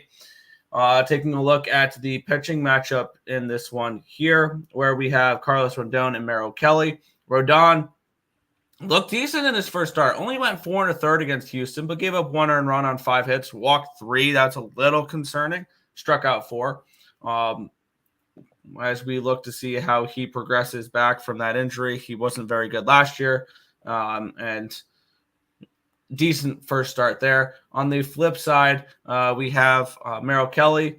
Granted, he faced the Rockies, gave up 1 earned run on 3 hits, no walks, 8 strikeouts, and 6 2/3 innings pitched. You look good. The markets are pointing towards the Yankees in this game. For me, it's Yankees or nothing. And I think I'm interested in New York again in this game, with the way the line is moving. And the only thing I don't know is whether or not we could trust Rodon, which I think will end up keeping me off this game. But it's Yankees or nothing for me. Cool. I'm on the Diamondbacks. This is also a Diamondbacks team I'm very high on, and a top 2 pitcher. The 1-2 in the Arizona rotation may be the best 1-2 in baseball, with Zach Gallen and Merrill Kelly. Have an argument for that one? What do you have another 1-2 that you think would be stronger than these two? I kind of like the Mariners. Okay, Mariners a little bit there. The Braves with Strider and Fried. Last game, granted, it was against Colorado. 1 earned run, no walks, 3 hits, 8 strikeouts, and 6 2/3 innings. They won 7-3 that game. Against Carlos Rodon, which you know how my feelings on Carlos Rodon. Although he had a very solid start against the Houston Astros in the first game. 1 earned run, 3 walks, 5 hits, 4 strikeouts, 4 1/3 innings in a 7-1 win. I'm on the Diamondbacks. I don't think the Yankees – I think the Yankees winning and sweeping the Astros It's just going to make them more overvalued. And I don't think they're going to be because I think that if I was creating the line, I think I would have to lay a run line on the Diamondbacks in this game. I think they're that much more of a better team. Granted, Yankees got a solid lineup. I think the Diamondbacks are the far better team, and I was able to get them at where did I get them at? Minus 105. Yeah, sign me up for the D-backs in this one, Nick. Good luck. I lean the other way, but I don't know if I'll get to it. Nerfy in the Yankee game. I don't hate it. I'm on the D-backs here. D-backs smash lefties. I like it, Tim. Let's ride D-backs money line. Yes, D-backs are going to show them Yankees. There's a lot more where that came from. Arizona parlay back in both desert dogs. I like that, even though one's a desert snake. But anyways, this is the first game I have really no interest in, Nick. Philadelphia Phillies and the Cincinnati Reds. We have the Phillies minus 195 favorites, total 7.5 in this game. Let's take a look at the line history in this one here, where we have, let's take a look here. There we go. Frankie Montas and Zach Wheeler. Line opened up at a 170. It's a 169 now, so we've had a 1 cent line movement towards the Reds. Line opened up at a 7.5 minus 120. It's a 7.5 minus 115. So we've a slight move towards the under in this game here. 60% of the tickets, 63% of the cash on the under. That makes sense there. 13% of the tickets and 67% of the cash is on the Reds in this game. The line moving slightly towards some big bets coming in on them, which is appealing if you would like to back the Reds. We have Frankie Montas coming in off of a really nice first start. Granted, against the Washington Nationals, he'll face a better lineup today. No earned runs on 4 hits, no walks, 4 strikeouts, 6 innings. You look good for them there. First start back after a year off. Yeah, you look decent. On the flip side, definitely a step down in competition for Zach Wheeler. But that was the game that they lost 9-3, but Wheeler went 6 innings, gave up no earned runs on 5 hits, no walks, and 5 strikeouts. Both these guys are coming in off of great starts. Yeah. Which is kind of crazy to say for 2 teams that have combined a 10-0 to the over this year. Both teams have gone over in every game, and yet we're seeing a 7.5 in this one is because of the pitching matchup in this game. I'm leaning Reds. I lean Reds in this game if I had to bet a side, and I'm kind of interested in their first 5. Because you'll get a decent number on it. And so let's take a look what a Reds first 5 would be. Because I'm kind of interested in backing Montas here. I'm seeing 150 on BetMGM. I'm kind of interested in the Reds first 5 here in this game. If anything, as crazy as it sounds, I kind of lean over in this one.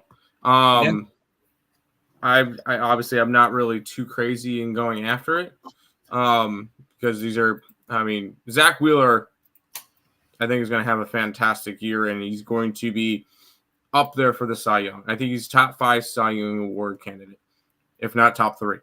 Frankie Montas had a solid start against the Nationals. As you mentioned, it was against the Nationals. This is still a Reds team that I'm up in the air about. Now, I would love to see the Reds win this game. Every game that Philly loses is a good day for America. But I'm gonna stay off this game with a lean towards the over. Fair. Yanks to miss playoffs is how much with this strong start. They're already to make playoffs. They were already really nice to miss playoffs, but I don't see the Yankees missing the playoffs. So. Yankees to miss plus 280. So yeah, Yankees are a playoff team. Can only lean Philly minus 1.5, likely stay off. DK has a matinee early win if your team goes up 2 runs, which is the best value favorite and dog to do it. Angels. Texas. Angels. I'll say Texas, and the only reason why is I could easily see a bloop and a blast in the first inning, Corey Seager going deep, and that's it. Yes, they did miss the playoffs last year. let's head to this one, Nick. Yeah. Game that I think me and you differed on yesterday, but neither of us lost. Because I had over 7, you had under 7.5, and it landed on 7. Yeah, I know. I won that one. I was happy. Mariners and Guardians. Let's take a look here. We're seeing the Mariners around $1.70 favorites, total of 7.5 in this game. Taking a look at the line history in this one here between George Kirby and Logan Allen. Line opened up at a 160. It's still a 160. Line opened up at an 8. It's down to a 7.5. So we've had a move towards the under, and we've had no move on the side here in this one. 67% of the tickets and 98% of the cash on the over. And yet the lines moved from an 8 down to a 7.5. 67% of the tickets are on the Guardians. The line's not moved there as well. We have Logan Allen and George Kirby in this one here. Logan Allen, in his first appearance of the year, gave up 3 earned runs on 6 hits and no walks, 3 strikeouts in 5 innings pitched against the Oakland Athletics. They won that game 6-4. On the flip side, George Kirby comes in off of a game against the Red Sox where he pitched well. No earned runs on 2 hits, 2 walks, 8 strikeouts, and 6 2/3 against the Red Sox. So he looked good in that. He was part of that 1-0 duel. He looked really good in that game. I like George Kirby an awful lot. And with the way the market's moving in this game here, I can only look under the total in this one here. And my X's and O's kind of agree with that as well. I see Kirby shoving. And I think Logan Allen can do good enough to keep this game under. Let's take a look here. A first 5 under 4 is I'm seeing -115 on BetMGM. I'm gonna grab the first 5 under 4 in this game. Thoughts on the Mariners? I'd lean Guardians. That sucks. So because right now we only have 1 play on the site for today. We're already through a bunch of games. I'm on the Mariners run line. I'm backing George Kirby. And especially after an ugly loss, or not an ugly loss yesterday, a 5-2 loss. I think this is a good bounce back spot for the Seattle Mariners. And George Kirby is a guy that I trust. He was very solid last year. 31 starts, a 3.35 ERA, 172 strikeouts, and 190 innings. He's a guy that I trust. He was one of the more profitable pitchers on the staff. And yeah, I know -170 is a little bit of a steep line, but at the same time, I'm priced off of it. Is what it is. The thing is, kind of the same deal with puck lines. If I'm getting plus money, I'm all right with that. So plus 135 for a run line here is, I feel, still good value. And the difference between a plus 135, plus 120, plus 150 is not that big of a deal for me in terms of grabbing run lines because they're all plus money. So now the difference between plus 105 and 130 is a little bit different story, but I like Seattle. I took them on the run line today. Bounce back spot after a bad one. See, my worry with this is that it's a 1-run game. Yeah, is I have this as an under, which is a low variance game, which low variance generally leads to more plus 1.5 than it does -1.5 for me in my head. That's fair. Nerfy. Sure, but that's probably juice. Can't believe I'm paying up for these losers. Mariners first 5 -0.5. I like it. Who is Dominic Leone? He's a relief pitcher. He's a bullpen pitcher for the White Sox. Devin Levi sent down to the AHL Rochester Americans for the playoffs. Hey, he gets to play in the playoffs. All right. Good for him. Wait, the Sabres know what playoffs are? No, the AHL team does. There's no futures on AHL. The hell?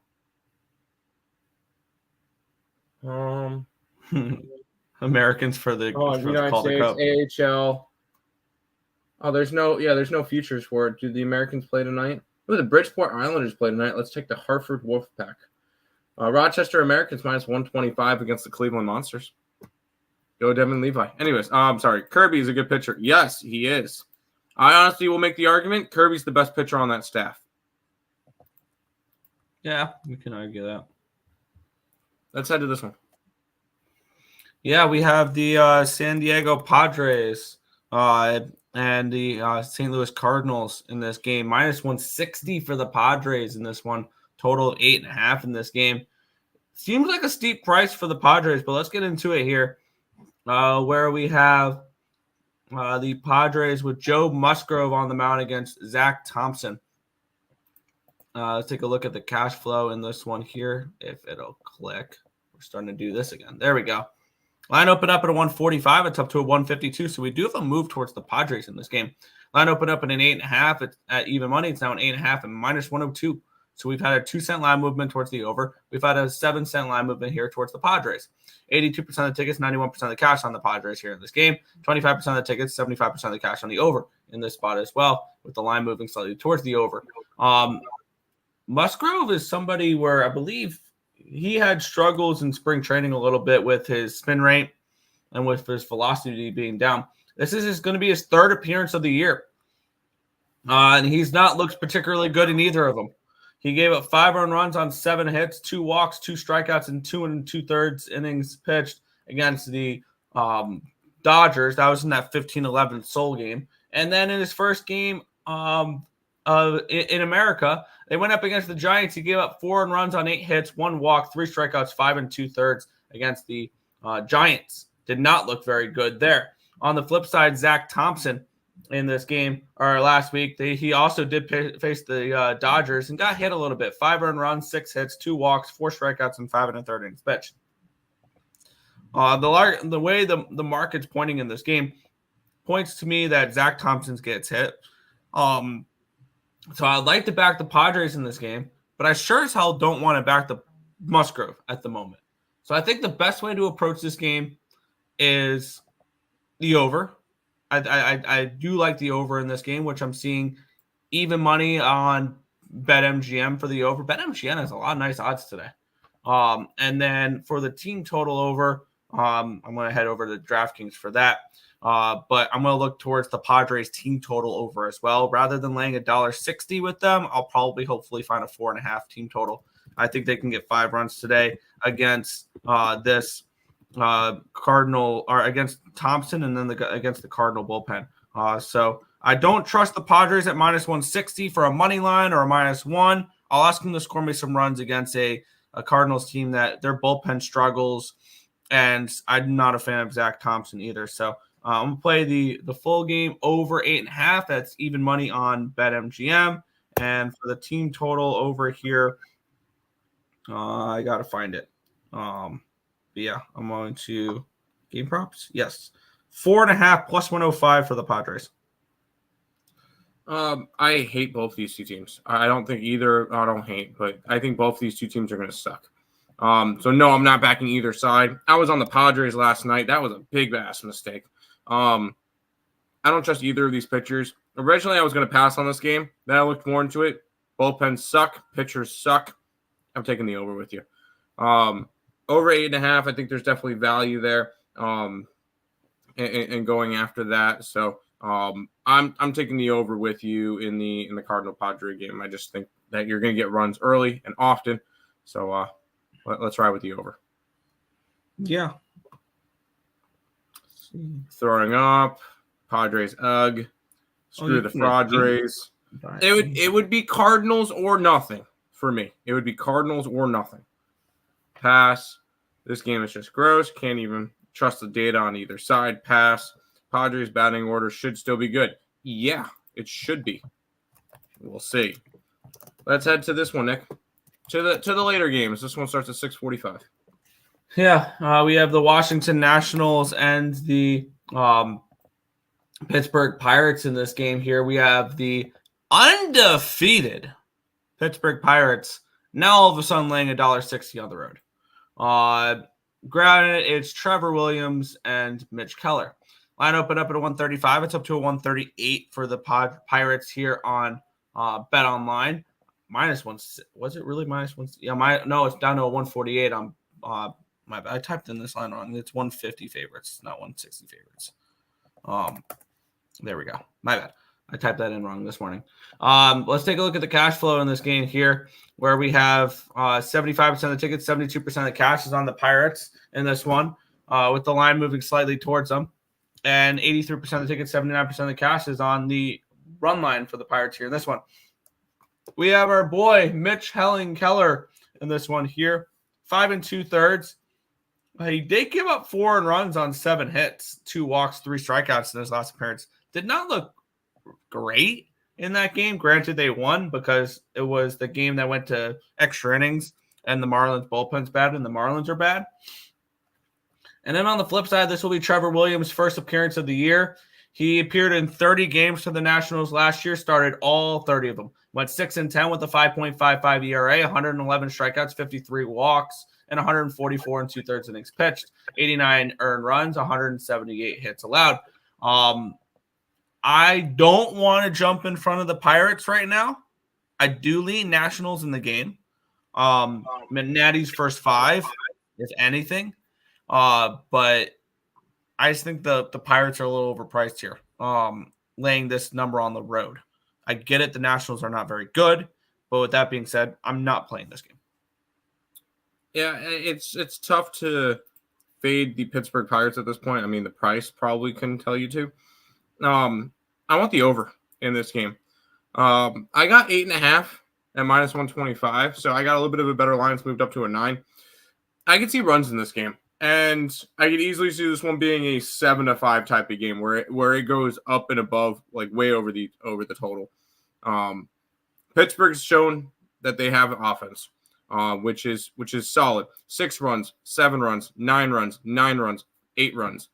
So they've gone over in every single game so far, and against a Washington staff and Trevor Williams, who, yes, I like Trevor Williams, but this is a Washington team that's gone over in all 4 of their games so far. I feel like this is going to be another barn burner, like high scoring, back and forth game. I like the over in this one, Nick. Yeah, that's an interesting look. Mitch Keller did not look particularly great in his first start, so I can kind of see that. Granted, it was against Miami, so yeah, that's actually not that great. But I like the over. Yeah, I like runs. By the way, I figure I mention it. One of the transfers is already committed to a new school, as ECU transfer Brandon Johnson has committed to the University of Miami. He'll be on the U. Yeah, you know what? Good for him. He's a good player. Yeah, it's a good pickup for the U. Pirates team total over. Yes. Probably the best way to approach it. Oh, next game. Yeah, we have the New York Mets and the Detroit Tigers in this one here. Let's take a look at the line history in this one, where let's see, there we go, where we have Adrian Hauser and Casey Mize. Line opened up at a -120. It's up to a 126 for the Mets. So we've had a move towards the Mets in this game. Line opened up at a 7 at -125. It's now a 7 at -128. So we've had a line move towards the over. We have a line move towards the Mets. 67% of the tickets, 56% of the cash coming on the Mets. 10,127 tickets in. Nothing on the total in this game. The Mets currently are 6th in the MLB, or they entered yesterday, 6th in the MLB in ERA on the year, and they're 0-4 on the year. And I don't see that continuing like that. We capped this game yesterday, and I think I'm just going to go right back to what I had yesterday. And that is fading Casey Mize off of his long, after being out for a long time. And we already went over this game yesterday, so if you want to see the full breakdown of it, we did it yesterday as well. I'm going to keep it short and sweet. I'm going to be on the Mets again, and I'm getting -130 once again on a book that I've been betting an awful lot on today, on BetMGM. -130 for the Mets. There's only I'm gonna run back what I did yesterday. There's 0 chance I'm betting this Mets team until we see some production from Nimmo, Lindor, and McNeil, who are batting a combined 0.63 each, or whatever it is. It's putrid what they have done so far. But I'm going to back the boys that have been hitting. And the two that have been hitting, which is a very good sign for our future, is two of the baby Mets. So go ahead. I'm going to parlay, because I'm not laying big numbers on these, Francisco Alvarez to get a hit with Brett Beatty to get a hit. That's plus 141. And I'm taking a shot, Francisco Alvarez to hit a bomb at plus 450. That's the only way I can approach this Mets game. I'm not touching the Tigers because I don't know what we're going to get from Casey Mize after as long as he's had off. But I'm definitely not touching the Mets. Zero chance. Fair. Rempe versus Curtis McDermott, fight night. Let's go. Good luck, dude. I totally forgot Rempe even still played hockey because he got that little hype for about a week, and then all of a sudden he stops fighting, and we realize he's just a crap hockey player that likes to throw hands. There you go. Let's keep rolling, Nick. Yeah. We have the Colorado Rockies and the Chicago Cubs. Cubbies minus 205, total 7.5 in this game. Let's take a look at the line history in this one here. We have Little versus Quantrill in this one here. Minus 185 is the opening number for the Cubbies. It's up to a 192. Line opened up at a 6.5. Freaking hockey total. It's up to a 7. We're seeing some 7.5s, but if you want the over, there are 7s out there. Let's take a look at the cash flow in this game, where we have 11% of the tickets and 91% of the cash is on the Rockies. But, I mean, how many professionals are really laying minus 200 in this game? They're looking more at the run line, which is not available at the moment.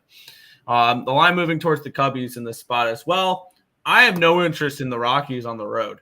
If you want me to back the Rockies, I need them in Coors Field. Pretty plain and simple there. This will be the second appearance for Cal Quantrill this year. He pitched against Arizona, gave up 5 earned runs on 9 hits, walked 1, struck out 1 in 5 innings pitched. Did not have a really good first outing. On the flip side, Luke Little, this will be his third appearance of the year. He's gone 1 inning in both games. This is a bullpen game for the Cubbies in this one here. And with this total being as low as it is, I got to imagine that we're going to get a decent number on the team total over for the Cubbies. Can we take a quick pause before you go and bet any over? The wind's blowing in. The wind's probably heavily blowing in. Yeah, and I'm seeing 3.5 juice towards the over. I would lean team total over with the with the Cubbies. I mean, the Rockies team total is 2.5 at minus 125, but I'm not going to really look at that here. It's a stay off spot for me. Do you want to have more fun? Because I know we've been fading the Marlins a lot. Have you been fading the Rockies every game? No, because they've been laying big numbers. Well, I've been fading the Rockies on the run line every single game so far. 5-1. So I'm going to take the Cubbies on the run line. This is a Cubbies team that I think it's going to be pretty strong this year. So I look at this one. I can get their run line at plus 120. It's because of the wind and everything like that. And if anything, how about a team total under for the Colorado Rockies? Even with a bullpen game for the Cubbies, I like them on the run line. And I think they win this game 4-0, 4-1. If the Rockies get one, I'm just going to continue to fade the Rockies on the run line. On the road too. Yeah, the Rockies are home or nothing for me. I think you can fade them on the road like that, but once they get back to Coors Field, I would take a step back before trying to do that. Who do they get first when they go home? Because they've got to have their home opener this weekend. Probably. Home opener against Tampa. Yeah. Never mind. No, we'll see. I would pick and choose my spots more in Coors Field than just blindly fading them on the road, type of thing. I understand that. I have no interest in the Rockies ever on the road, though. So that's fair. Let's go back to the chat. There's a bunch of chat. Cubbies, yes. Twins, first 5. Run line, sure. Angels, Nerfy, sure. Angels over first 5. Oh, Yerfy, yes. Okay, yes. Cubbies, yes. What's the price on the -2.5? I don't know. I don't have the 2.5. It's probably 170, 180. What may my guess? Considering it's plus $2. Would it be $2 for -2.5? Do you think it would be 80-cent difference? Does that make sense?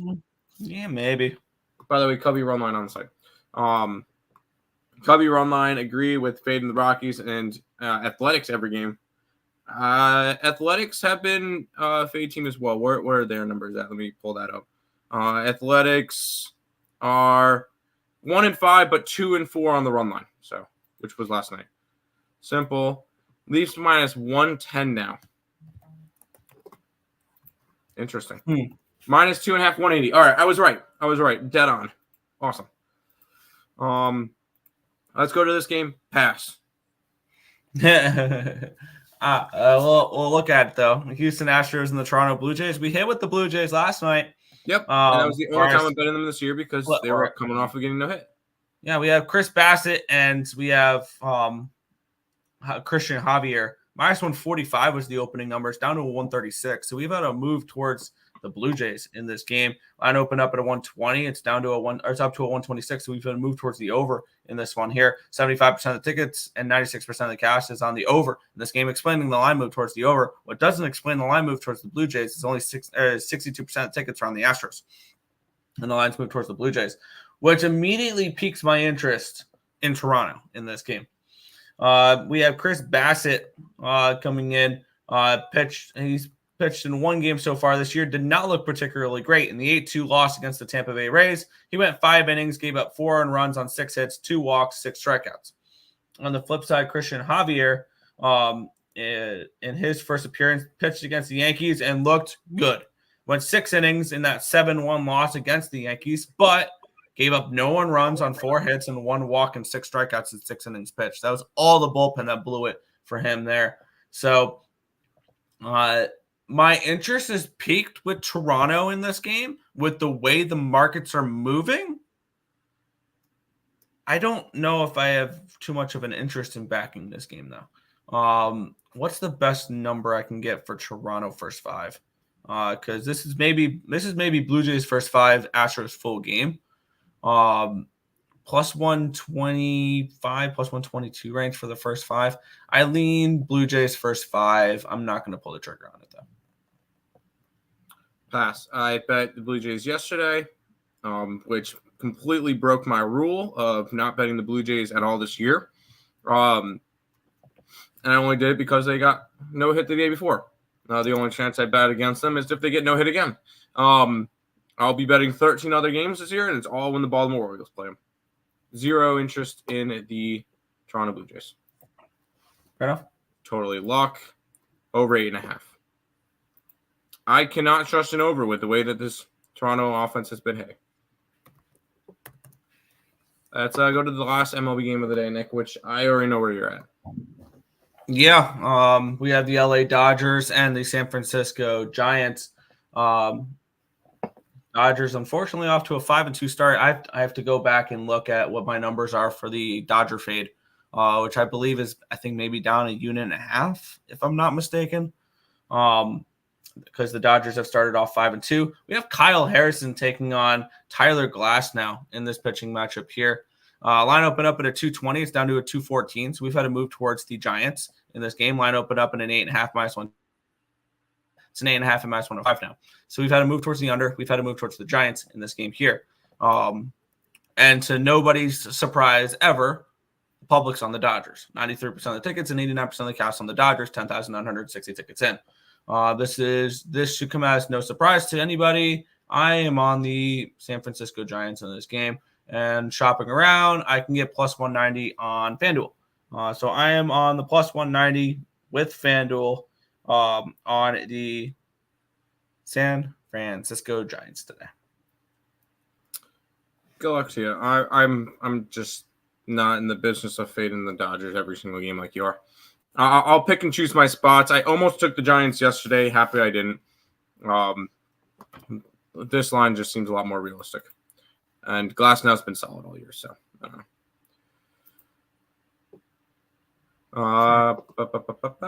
Tatis over 1.5 bases. Sure. Dodger run line. I think that's a little bit juicy, right? No, Minus 105. that's actually not that bad. Dodger minus 2.5. There you go. Giants or pass. Okay. Let's head to the NBA, which I have one play in. Yeah, let's get into it here. As I'm still putting in my numbers, but let me get up my numbers for this game here. Let me transfer over to the NBA. But we have the Washington Wizards and the LA Lakers in this one here. We have the Lakers as 12.5-point road favorites with a total of 234 in this one. Let's take a look at the line history in this game, where we have, if this will click, that'd be cool.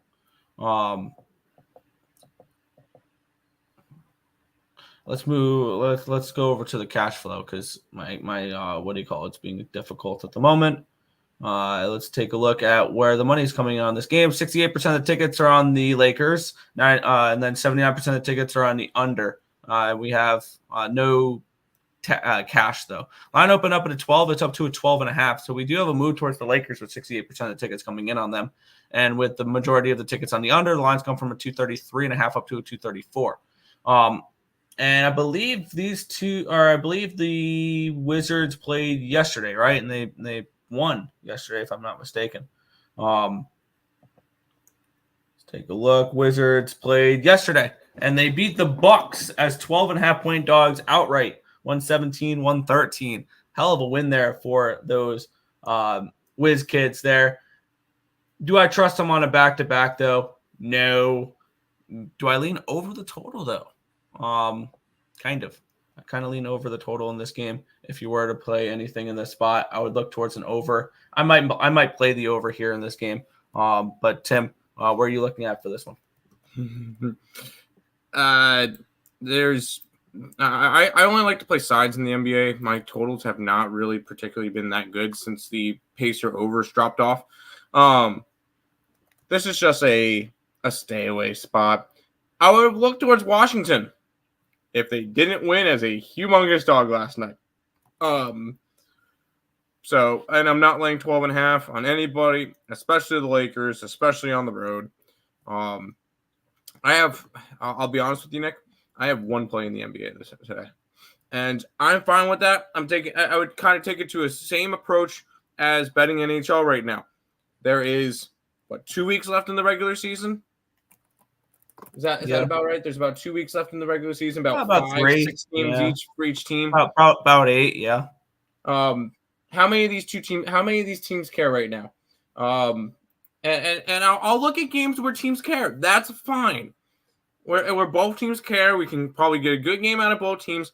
Washington's eliminated, and the Lakers are pretty much, I'm not going to say locked into that 9 seed. They're a game and a half behind the Kings and the Suns for that 7/8 seeds. And they're a game and a half ahead of the Warriors. So, I mean, they could definitely fall or something. This is definitely a lot bigger of a game for the Lakers than it is for the Wizards. I'm not touching this game. That's all. It is what it is. I don't think any of these games have two teams that care right now. Besides the Celtics and the Thunder. And then the Magic and Pelicans. Those are the only two games that actually have, I guess the Suns and Cavs, that actually have two teams that are competitive right now. So, sure. I'm going to move on this over 230 rivalry game. What the Laker or the Dodger game? Rockies 15 mile an hour in, Philly 20 mile an hour in. There you go. Speak about garbage. Holy crap, this game. Yeah. By the way, over 233.5 Lakers and Wizards for me. We'll move on, though. The Charlotte Hornets and the Portland Trailblazers. Hell yeah, this is what we're talking about. We have the Hornets are favorites in this game, -1, with a total of 212.5. Line opened up at a 211.5. It's up to a 212.5. So we do have a line move towards this over in this spot. Line opened up at a -1 for the Hornets, or -2.5 for the Hornets. It's down to a 1. So we've had a move towards the Blazers. We've had a move towards the over. We have no cash flow or tickets or cash flow on this total. We have 40% of the tickets and 73% of the cash is on the Hornets. 70% of the tickets are on the money line for the Hornets, and the line's moving towards the Blazers, which tells me that they're not particularly worried about this number here for the Hornets or for the money for the Hornets in this spot. I think we're getting a significantly, or not significantly better team, but a better team here. Granted, on the road, with potentially the wrong team favored in this game is kind of where I'm looking at. Is the wrong team's favored in this spot, with the Portland Trailblazers being dogs in this game, because I have the Hornets as my the bottom of the barrel. My all the indexes I use or whatever have the Hornets as the worst team in basketball, and they're laying a number at home here. And that may be a trap spot, but it looks like the public likes the Hornets here in this spot. So I'm looking at the Blazers in this game, and I know this is a beautiful, beautiful matchup, but my numbers have the Blazers as 2.5-point favorites in this game, and I can get them minus, or I get them plus 105 on Fanatics. I'm going to move on that there. I know, disgusting, but give me the Blazers here. I kind of agree with you. If I'm betting anything in this game, it's the Blazers.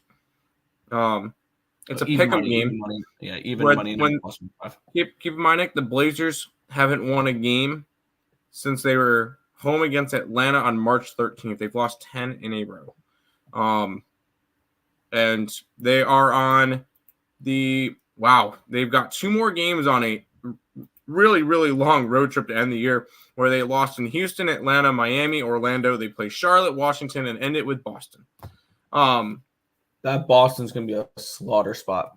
Oh, 100%. And then they go home for New Orleans, Golden State, Houston, and Sacramento. So they got 7 games left of misery. This is, God, if anybody's better. You want to join me with the Blazers, Tim? I do not. I'll lean that way. I'll root for your bet. But I am not putting any of my money on a team that has not won a game, that has lost 10 straight on the road. Good luck to you. It's probably a Blazers spot. I just don't have the balls to bet it today. Fair enough. Speaking of garbage games. Yeah, we get the Atlanta Hawks as 11-point favorites in this game, total of 224 in this spot. Let's take a look at the line history in this one here, where we have the Atlanta Hawks opened up at a 13.5 down to an 11.5. So we do have a move towards Detroit in this game. No surprise to the Hawks. Who's laying 13 points with the Hawks? Exactly. Line opened up at a 223.5. It's up to 224.5. So we even moved towards the over here as well. Let's take a look at the cash flow in this game. We have 6,800 tickets in. 76% of the tickets are on the Pistons. That makes sense that the line's moving that way. And then we have 60% of the tickets, 51% of the cash on the over, and the line's moving that direction. My number for this game is around 9.5. So I do have a slight lean towards the Pistons in this game.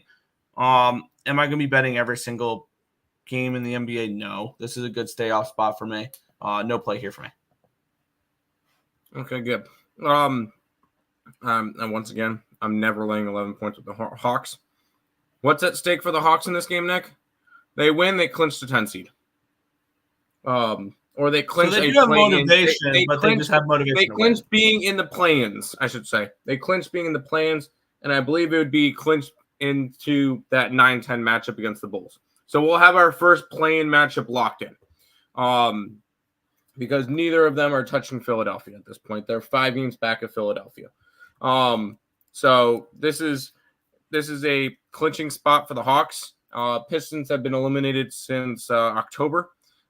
So not really anything I'm interested in going after there. Absolutely nothing in this game for me. Oh, and with the Hawks win, the Nets will be officially eliminated. So looking at it here, we could potentially have because you said nobody's touching the Sixers or whatever, we could potentially have a matchup where if you're the number one seed in the Eastern Conference, you're the Boston Celtics. Yeah, you're the Boston Celtics. You have one of the best regular seasons you've had in a long time. You clinched the number one seed already, I believe, right? Yep.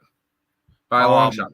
They're 12 games up on Milwaukee. You're the best team in basketball. You get the number one overall seed, and in the first round of the playoffs, you get to face Joel Embiid. Or the Bulls or the Hawks. Or the Heat. No, but think about that. There could be a possibility that you have to play Joel Embiid, correct?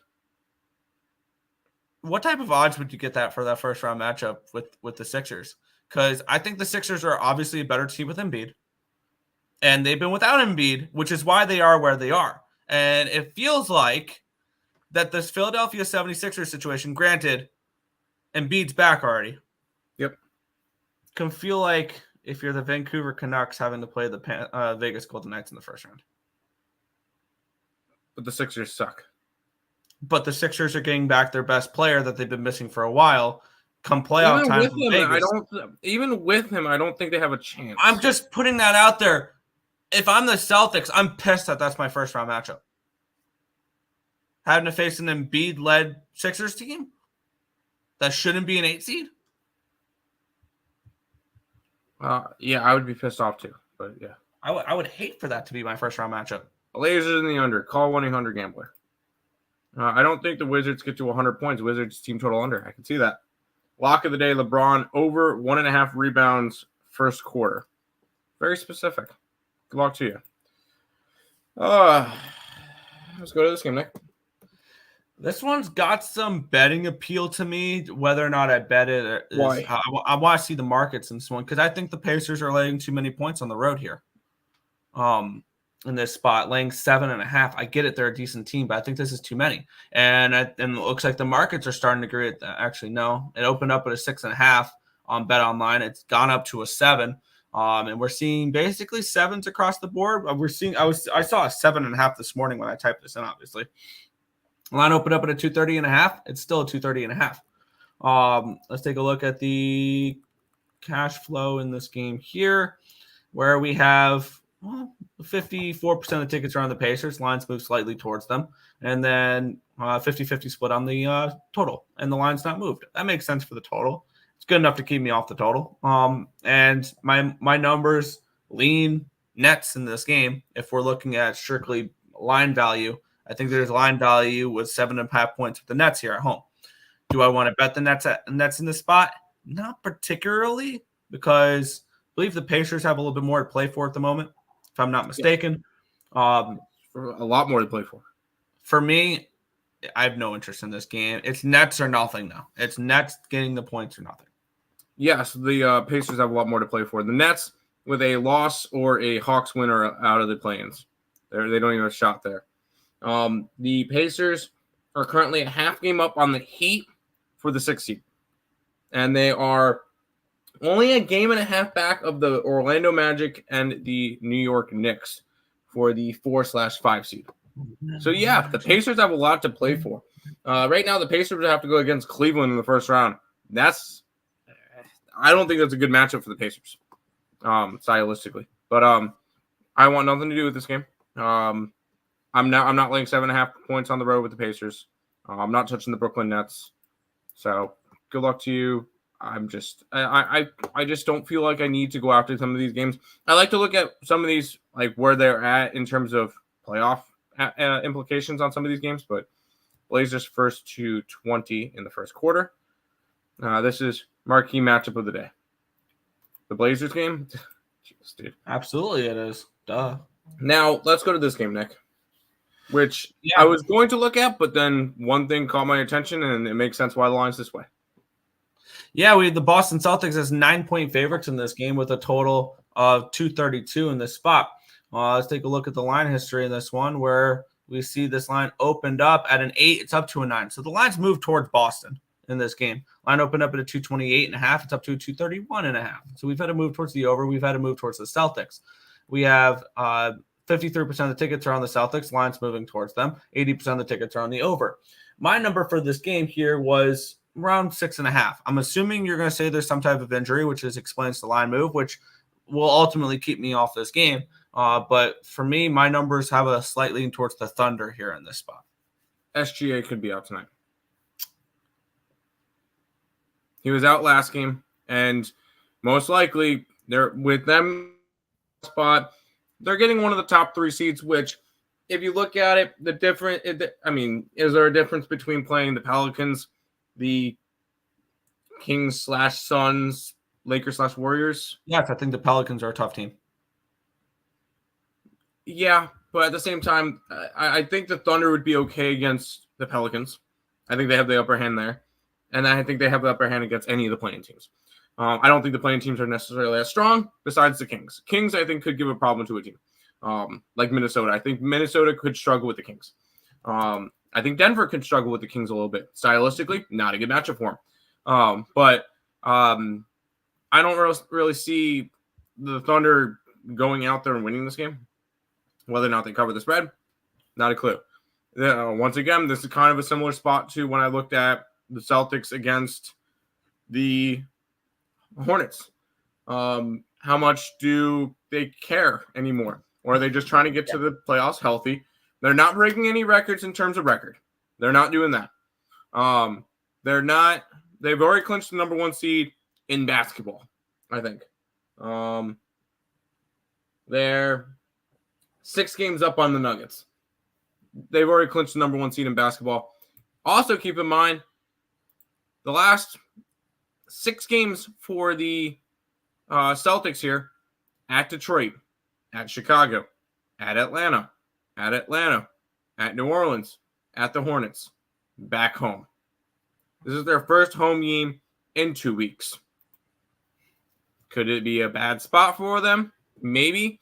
This is also an Oklahoma City team coming off of a game last night.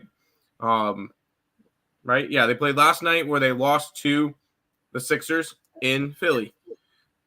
I would lean Thunder in this one, even with SGA out. I feel like there's more motivation there, but I'm going to just stick with the one play that I have. I got a question for this game before we move on. Go ahead. If SGA is ruled out, does this hit double digits? No, I think this is already. I think it's already telling us that SGA is out. Or is it already baked into the line? I think it's already baked into the line. I could be wrong. They could rule him out. It could be 12.5. But I'd be interested in 12.5 with the Thunder if SGA is ruled out. Or 10.5. 10.5. I would be interested with double digits in this game. If it gets to double digits, I'll be on the Thunder. Me too. Pistons first quarter, 1-800-GAMBLER. I was high AF last night, but I saw Jalen Shea out last night and now game time decision. They were both out last night. That's why they lost to the Sixers. Celtics, Panthers, champions parlay. No, I don't think either of them win. I've already made my parlay for the NBA NHL champions. I was off one leg last year because I had Nuggets and Leafs when I was pissed off at myself because I said Vegas. Nuggets, Canes. I'm gonna say Avalanche Knicks. You with the damn Knicks. Anyways, let's go to this game. Oh, yeah. What a beauty this one is here. We have the Milwaukee Bucks coming in on a back-to-back after a bad loss last night against the Wizards.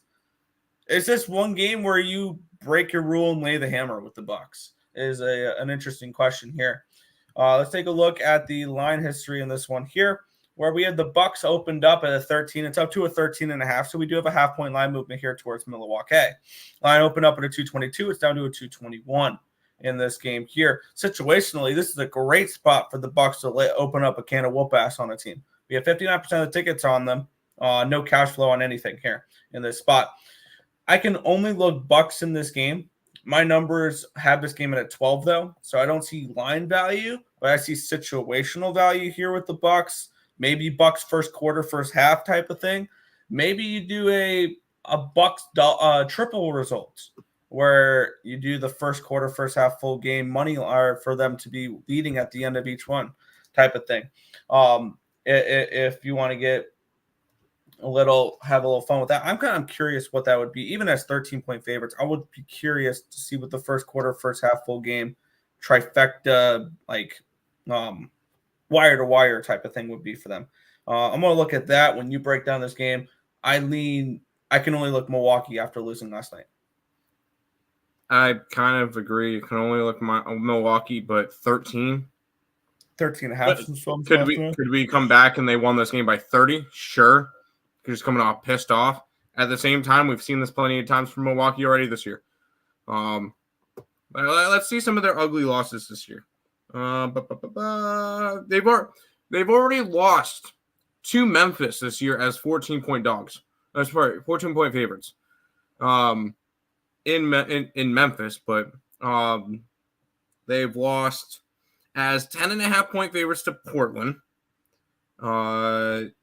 They didn't cover in either game against Detroit as double-digit faves. They didn't cover against San Antonio as a double-digit fave. They didn't cover against San Antonio again as a double-digit fave. They won in overtime as a double-digit fave against Boston. They lost to Chicago. Against Chicago in overtime. They lost to Chicago in an overtime game as 10.5-point faves. They aren't covering double-digit faves. So no, I'm not interested in Milwaukee today.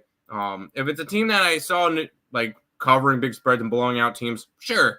No, absolutely not. Not laying that, even with the loss last night. Yeah, I'm not going to lay the number with them either.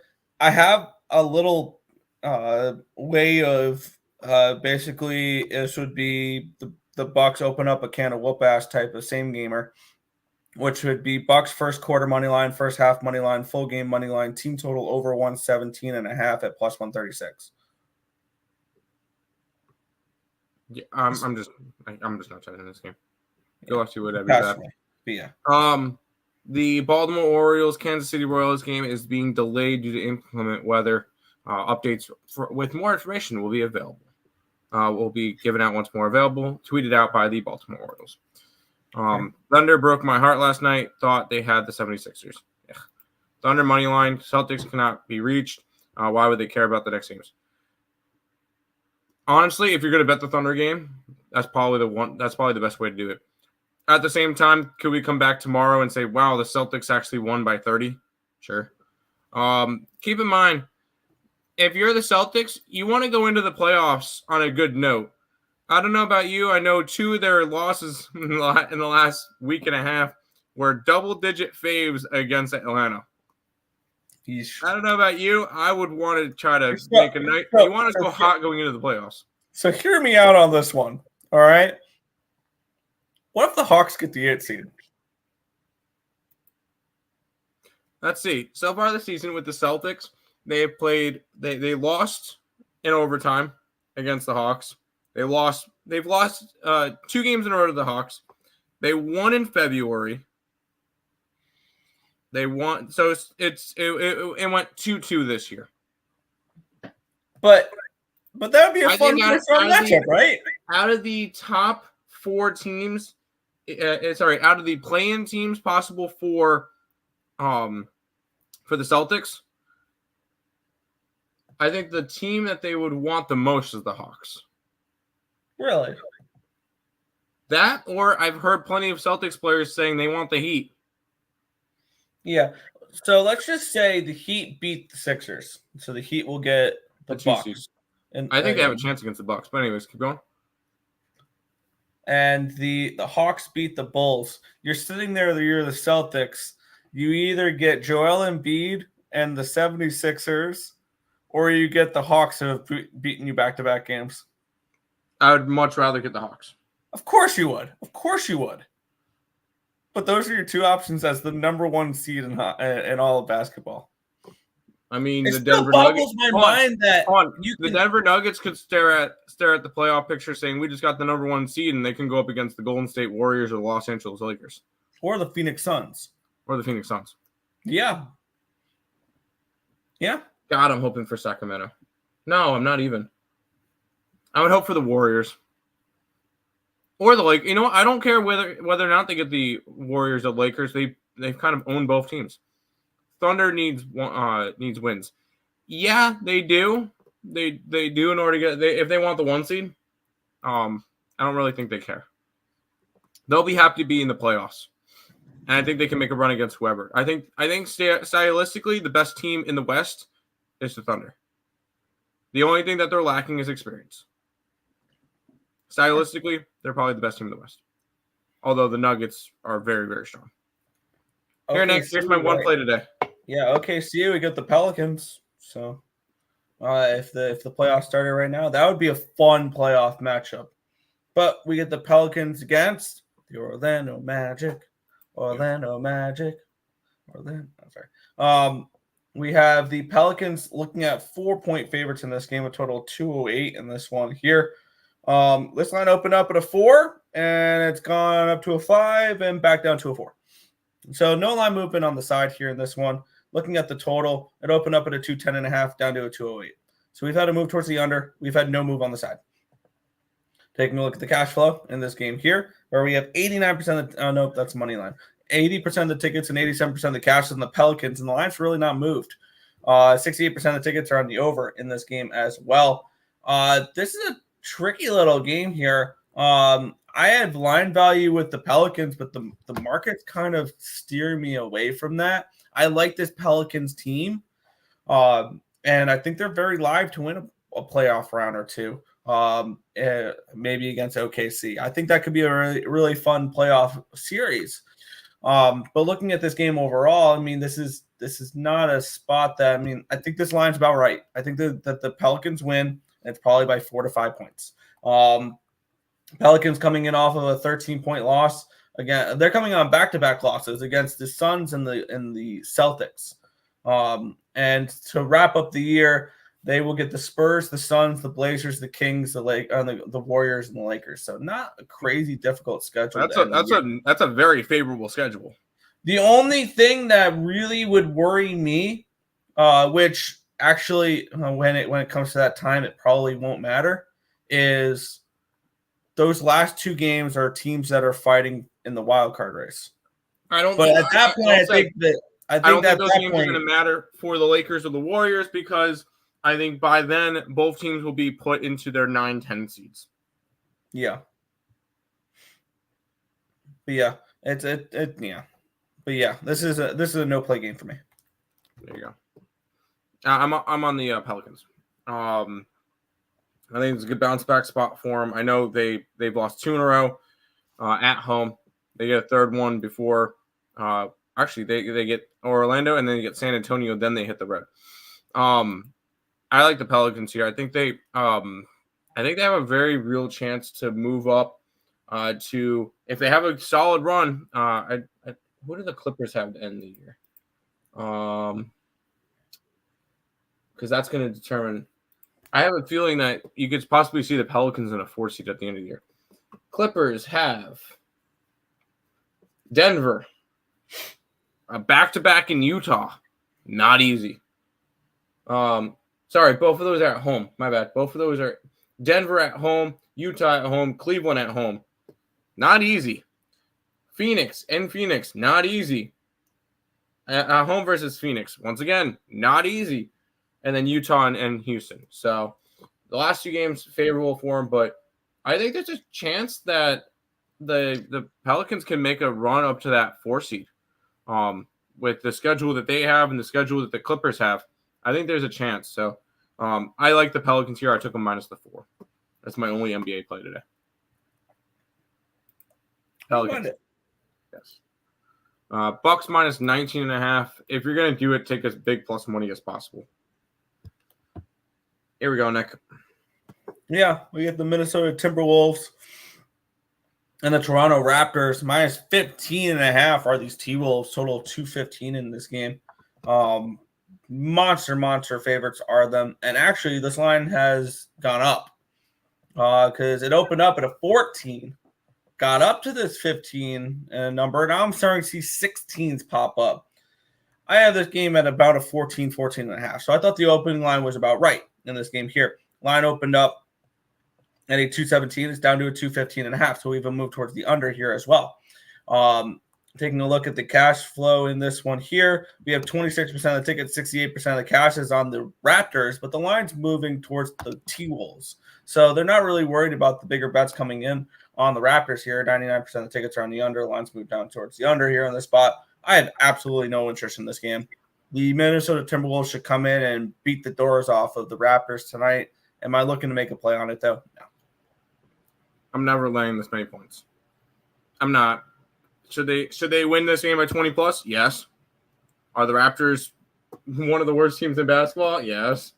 Raptors have been eliminated for a while now. They have lost 10 in a row. Sorry, 14 in a row. Yeah, this is just not a team I'm interested in going after. Pass. Not even coming close to betting it. Minnesota, sorry, playoff picture. Toronto out for a while. Minnesota currently a half game behind Denver for the 1 seed in the West. And they're tied with OKC. It's a 3-man race. As I mentioned earlier in the year, I said it was going to be a 3-man race at the when the Clippers came up. I'm like, that's not going to last long. It's going to be a 3-man race between Denver, Minnesota, and Oklahoma City. And that's exactly what it is. This is a fun playoff picture. So, I want nothing to do with it. What up, fellas? I took the Pelicans in the first half as well. Yes. Raptors first quarter against the spread. I am not touching that. Raptors on a back-to-back, maybe team total under. Maybe. I think they get absolutely blown to smithereens tonight, but I'm never laying minus 15.5. Final game, Nick. I kind of have a little bit of an interest in this game. We have the Phoenix Suns. They're taking on the Cleveland Cavaliers in this game. The Suns, I'm seeing now, are 5.5-point favorites in this game. Total 226.5 in this game. Line opened up at 6. It's down to a 5.5. So the line's moved towards the Cavaliers. Line opened up at a 224 in this game. It's up to a 226.5. So we've had to move towards the over. We've had to move towards the Cavs. 45% of the tickets, 92% of the cash on the Cavs in this game. The line moving towards them here in this spot. 50-50 split on the ticket on the total here in this spot in this game. I have the Suns around a 3.5 in this game. So this is actually one of those games that everything's correlating for me. I'm going to move on this game here for sure. And it's going to be the Cleveland Cavaliers at +6, and I'm seeing plus 200 on Fanatics or on FanDuel, but +6, -110 on Fanatics. I'm going to move on both of them here in this spot. I like the Cavaliers in this game. So on Fanatics +6 and on FanDuel +200. I mean, I'm high on this Cavaliers team. I have them going to the finals. I think they're the best team in the East. Well, I think they have the best value of any team in the East, I should say. I don't necessarily know how I would want to go after them. They're a game and a half behind the Bucks, and they're a game and a half ahead of the Magic and the Knicks. So I don't really think that they're playing for all that much right now.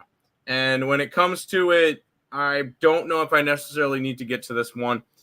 Suns currently tied with the Kings for the 7/8 seed. The Kings have the tiebreaker.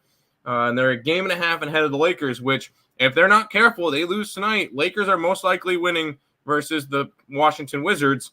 That's a half game distance between those two teams. And as much as I hate the Lakers, I would love to see the Suns drop to the 9-10 matchup.